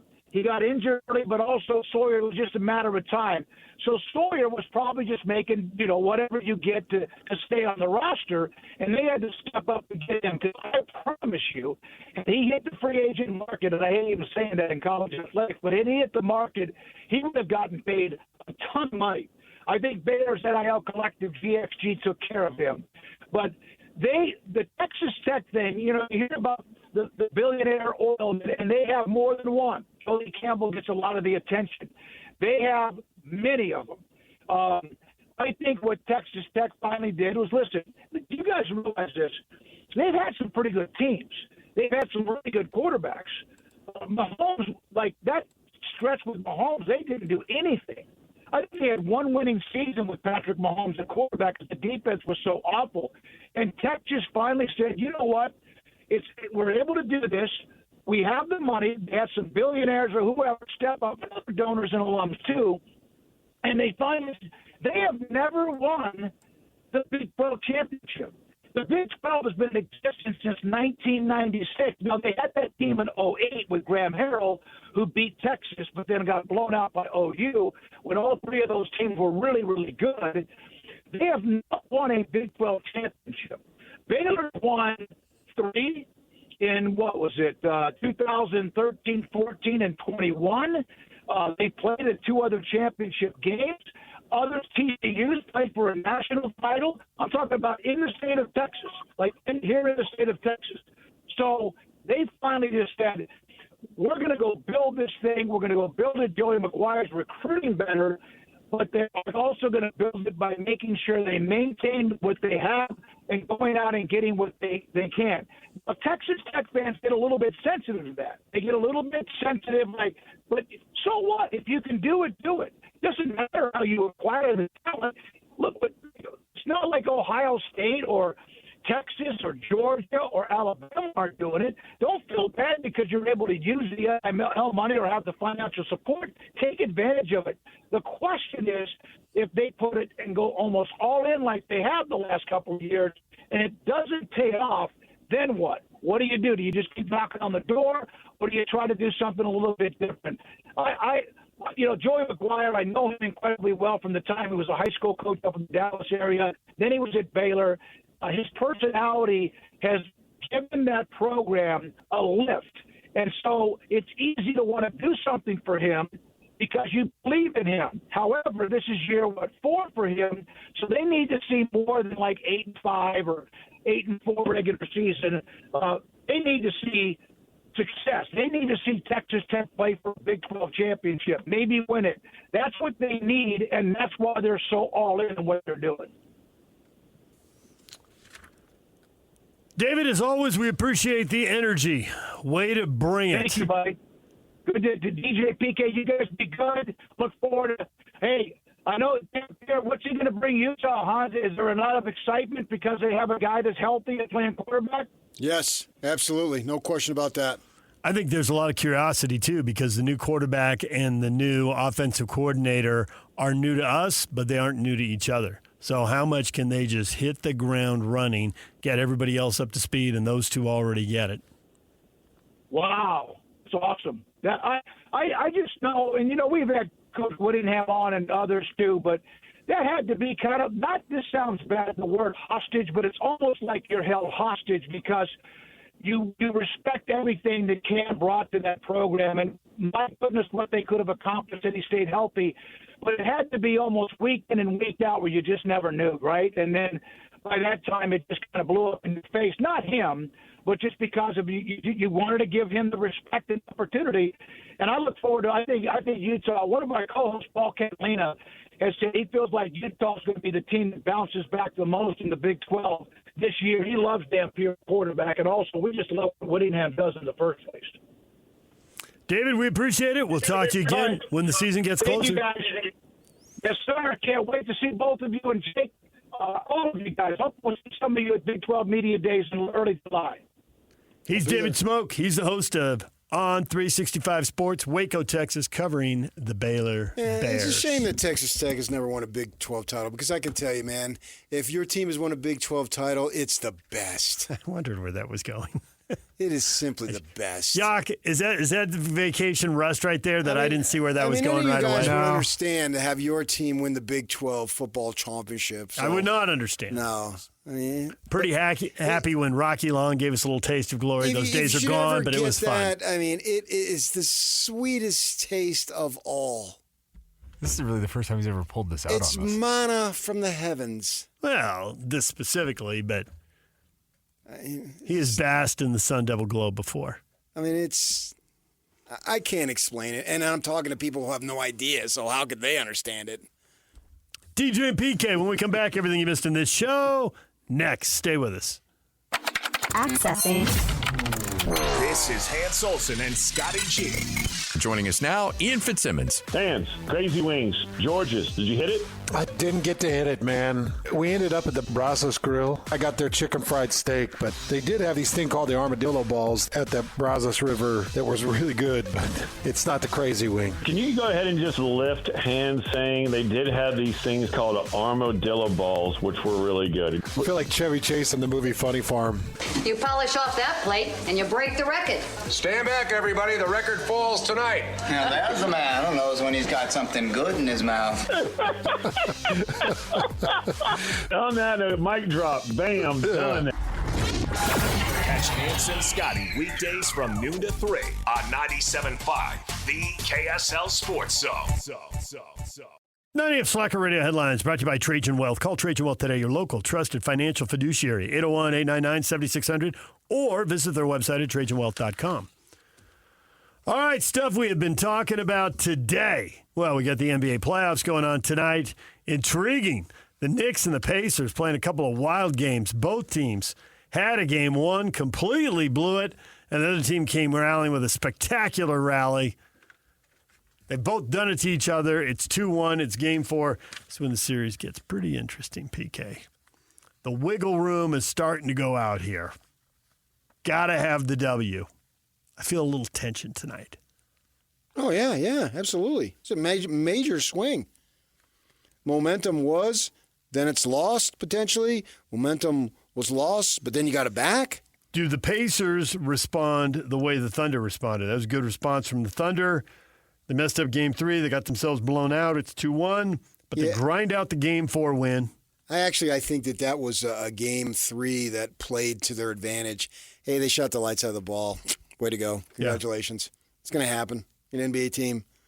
So we're still up 2-1 and the law of numbers favors us. They didn't really do anything that got in the way of themselves losing. A little different here because Brunson did not have a big game and Knicks won game three. Well, I mean, you can spin it any which way. How in the world can Towns repeat that performance? I mean, what is he? MJ, Larry Bird here? He's not that good, but he had it going on. You New York. Oh, my gosh, we tripped over ourselves 2 games in a row. We're not going to let that happen again. We've learned from that. When we get down into the crunch time, we're going to be so focused, blah, blah, blah, blah, blah. And so they pulled that out. So you can go back and forth any number of ways, and it's just a matter of who makes enough plays. I couldn't tell you who's going to win. I flip a coin. I can make 10 arguments for or against both teams, and every one of them would make sense. Halliburton ready for a big game? Chip on the shoulder, star player. Is Halliburton a star player, or did he get hot? The ultimate example of that is Jeremy Lin. Yeah, there's more than Jeremy Lin, but yeah, I understand that, and because his hot was more, and I've read a thing about this that.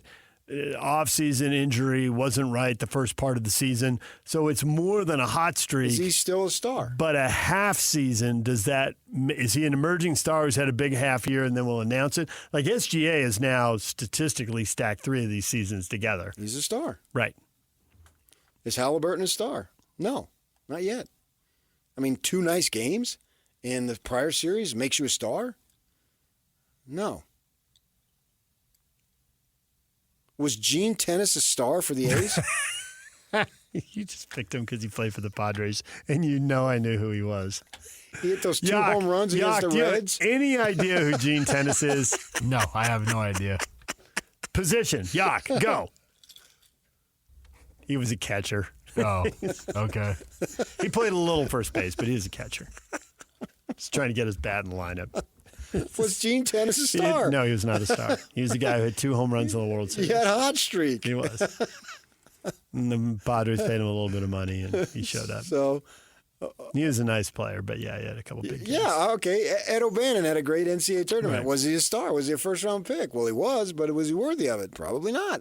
Nope. So I'm not ruling out Halliburton's greatness, but I'm not assigning him greatness just yet. I'm not labeling that. That's the great thing. He's 25 years old, and he's figuring it out. He'll prove it on the court. Right, Maybe he is. Maybe he's get on my back, boys. I'm Reggie Miller. I'm showing the choke sign. I'm this generation's Reggie Miller. Maybe so. Fine. That was outrageous. Yeah, game 1. I might want to back off a little bit on that. And I don't know if you choked when the ball hits the back of the rim, goes 15 feet in the air, and drops through the hoop. Well, you didn't choke on that shot, but you couldn't get the ball in bounds. You couldn't get an offensive rebound. Could not get a stop to save your life. When you needed they it. had like one clutch 6 consecutive threes down the end went. Yeah. Nembhard hit 5 of them. Okay, you had it. If I'm the Knicks, I have a lot of confidence. A lot still to be written. If I'm the Pacers, I have a lot of confidence. Yeah. I do wonder if Brunson's due the big game. He's hard to keep down, and maybe they can do it. Maybe they got enough size and length that they can, but not always, but he often seems to find the way. He's a crafty dude. He is. He finds space where many people think there isn't any. Many men eat, but Fu Manchu. The Thunder, he says, moving along, 128-126 over the Wolves. All done now. Thunder have 2 of 3 at home. They need 1 game. They're the better team. They've got momentum. There's really no reason to think they won't do this. Can you concoct a story that the Wolves get off the deck and do this? You're asking me for concoction right now? Yes, I am. I'm not very good at concoction. You concocted plenty of things. Yeah, but that was in college. Yeah, it's been a while. You're rusty. You're off your game. It would work, depending on time of night. SEC Commissioner Greg Sankey, not committed to any particular format. If you could lobby Greg Sankey, is there one format you would tell him, Greg, this is obviously the way to go? Greg Shuddy. I mean, come on. You want all the power? You want all the money? Okay, sure. But you're going to ruin the game that way. Yeah. It does seem like the automatic bids are not as much about getting all the teams in the field because they think they'd get that anyway, and I think they know they'd get that anyway. But it's more about trying to create another valuable weekend where you have big teams playing each other. 3 versus 6 for a spot in the playoff. If you lose this, will you get in? And I think it's they're just already big. That time of year is zenith for college football. But they think they can make it bigger. At what expense, though? So everything has a cost. Yep. True story. Right. And they've already watered down the conference championships, and people are playing easier schedules and tougher schedules. And there's Ohio State had a way harder schedule than Indiana, but Indiana finished in front of Ohio State. Yeah, conference finals, the Big 12, yeah, okay. It was good this year. It was good because of the way it worked out. 4-way tie. Yeah. And you wouldn't want to anoint someone in the 1 seed based off of some formula on a 4-way tie. That would seem outrageous. But other times, like I think when the 9-0 team plays the 6-3 team, the dumbest conference tournament in the history of conference tournaments is baseball. Because baseball is such a random sport. Mm-hmm. The best team in MLB loses 60 times in a year. Anybody in a 1-game basis, anybody can beat anybody. But that's what determines an automatic bid. That seems so stupid. But they do it anyway, so be it. After you've just played how many conference games? 20-ish, whatever. Baseball seems so dumb to have a conference tournament game, and it's not like people are flocking to it the way they might do. But UVU just won there, so it's a good idea. Good for them. But to your point, there were 6 teams separated by 3 games. So you knew when you put them in a tournament, you're putting them all in a hat. There's no dominant team here. They had 2 teams tie. But if that's what they want to do, so be it. I'm just careful. I would be careful of them, SEC and Big Ten. But then you get the country. Oh, let's give Ohio State a number 1 seed. They finished 4th, and you're going to give them a bye. Do we really want it that top heavy? Can't we just go the conference tournament gets the automatic bid, and that's it? Because Ohio State's going to go anyway. And then do away, put in more teams, do away with the first round bye, and then we're good. And if you want more excitement, that's the way to go. And have 16 teams and 4 games simple. to win the title. Yeah, and right. then at that point, you have no one gets a bye, and the seeding, whatever on the seeding. Texas was all that, and the Devils took them to double overtime or whatever it was.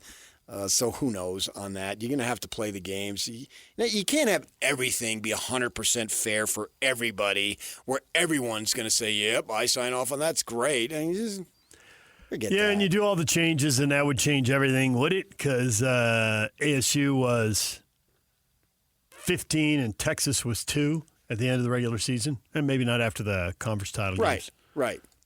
They could have met anyway. Yeah, I think.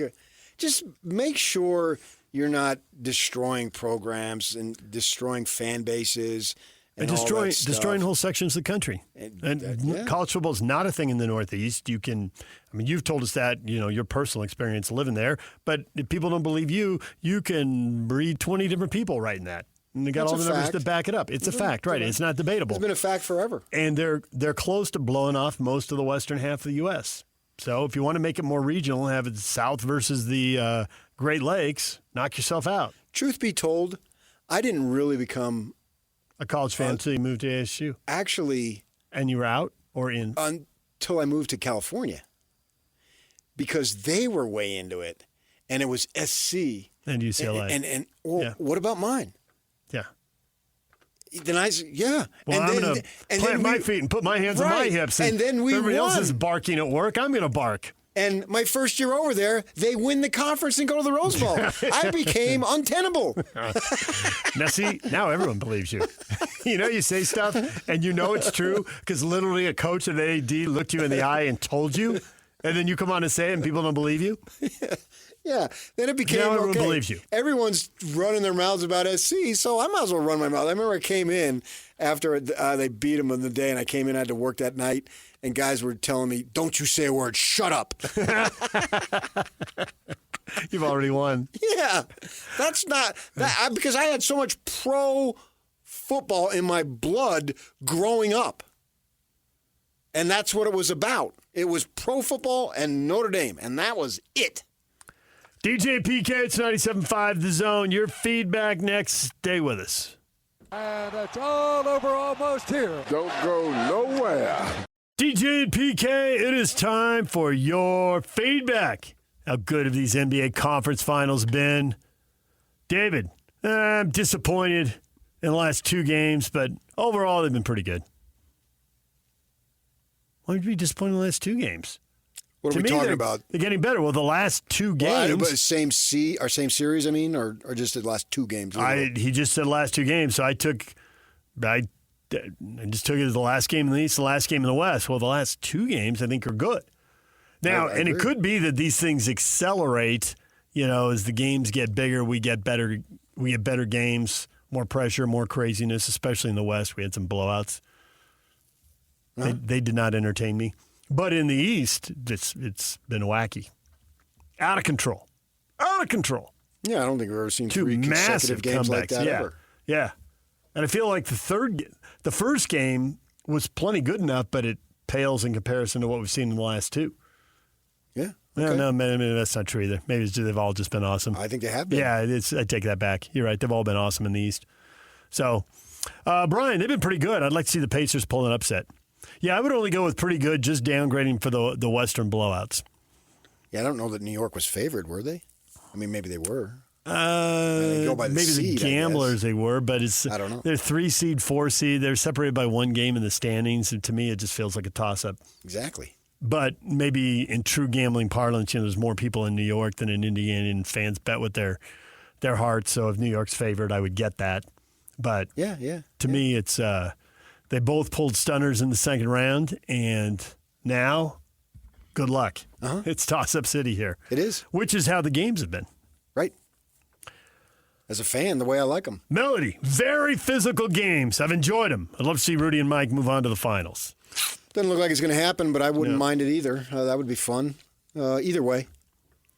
I just think that, man, OKC can send a statement through the league. Boys, of all places, it's going through OKC. Right. Title town. Yeah. We'll see. You never know. I mean, there's been one and dones. There's been semi-dynasties. I thought the Thunder had really had a good thing going last time, and they went to the finals, and I was all prepped for them to win the title, and you're like, don't count on it. And sure enough, they broke it up. But they got one more chance after that. But I think they're younger and better. Do you really, really believe in Durant, Harden, and Westbrook being the man? No. No, it was Durant was the one I believed in. And Durant, as the man outside of the Warriors, hasn't gotten it done. Yeah, I know, and he had Steph Curry there, so you you're really the man. You can be 1 and 1A, but you're so loaded. It takes the pressure off. I may argue that the league, I believe, has the most talented players in terms of just cumulative number, but I don't know that we have a super team out there to get in the way. Of the Thunder? Mm-hmm. Oh, yeah, we don't. Right.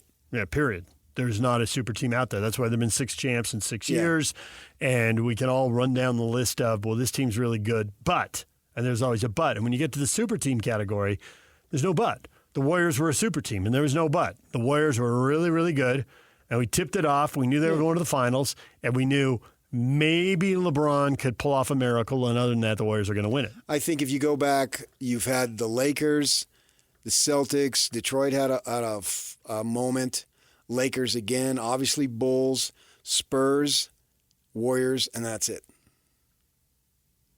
You've had other teams who've won, great, but I wouldn't call them super teams. So the Celtics of the 60s, the Lakers of the 80s? I would say Celtics and Lakers of the 80s. Oh, the Lakers of the 80s again. Okay, yes. And then the Lakers. Bulls of the 90s. Bulls in the 90s for sure. The Lakers obviously. of the 2000s. You can't ignore a three-peat. I know. And then do you count the Spurs or no? I do. Okay. They won a lot, but they didn't go back-to-back. Of dynasty. Yeah, they didn't go back. They're the only one of all these teams we're talking about that didn't repeat. But they've got enough. They had enough. Yeah. And the Warriors. Yeah.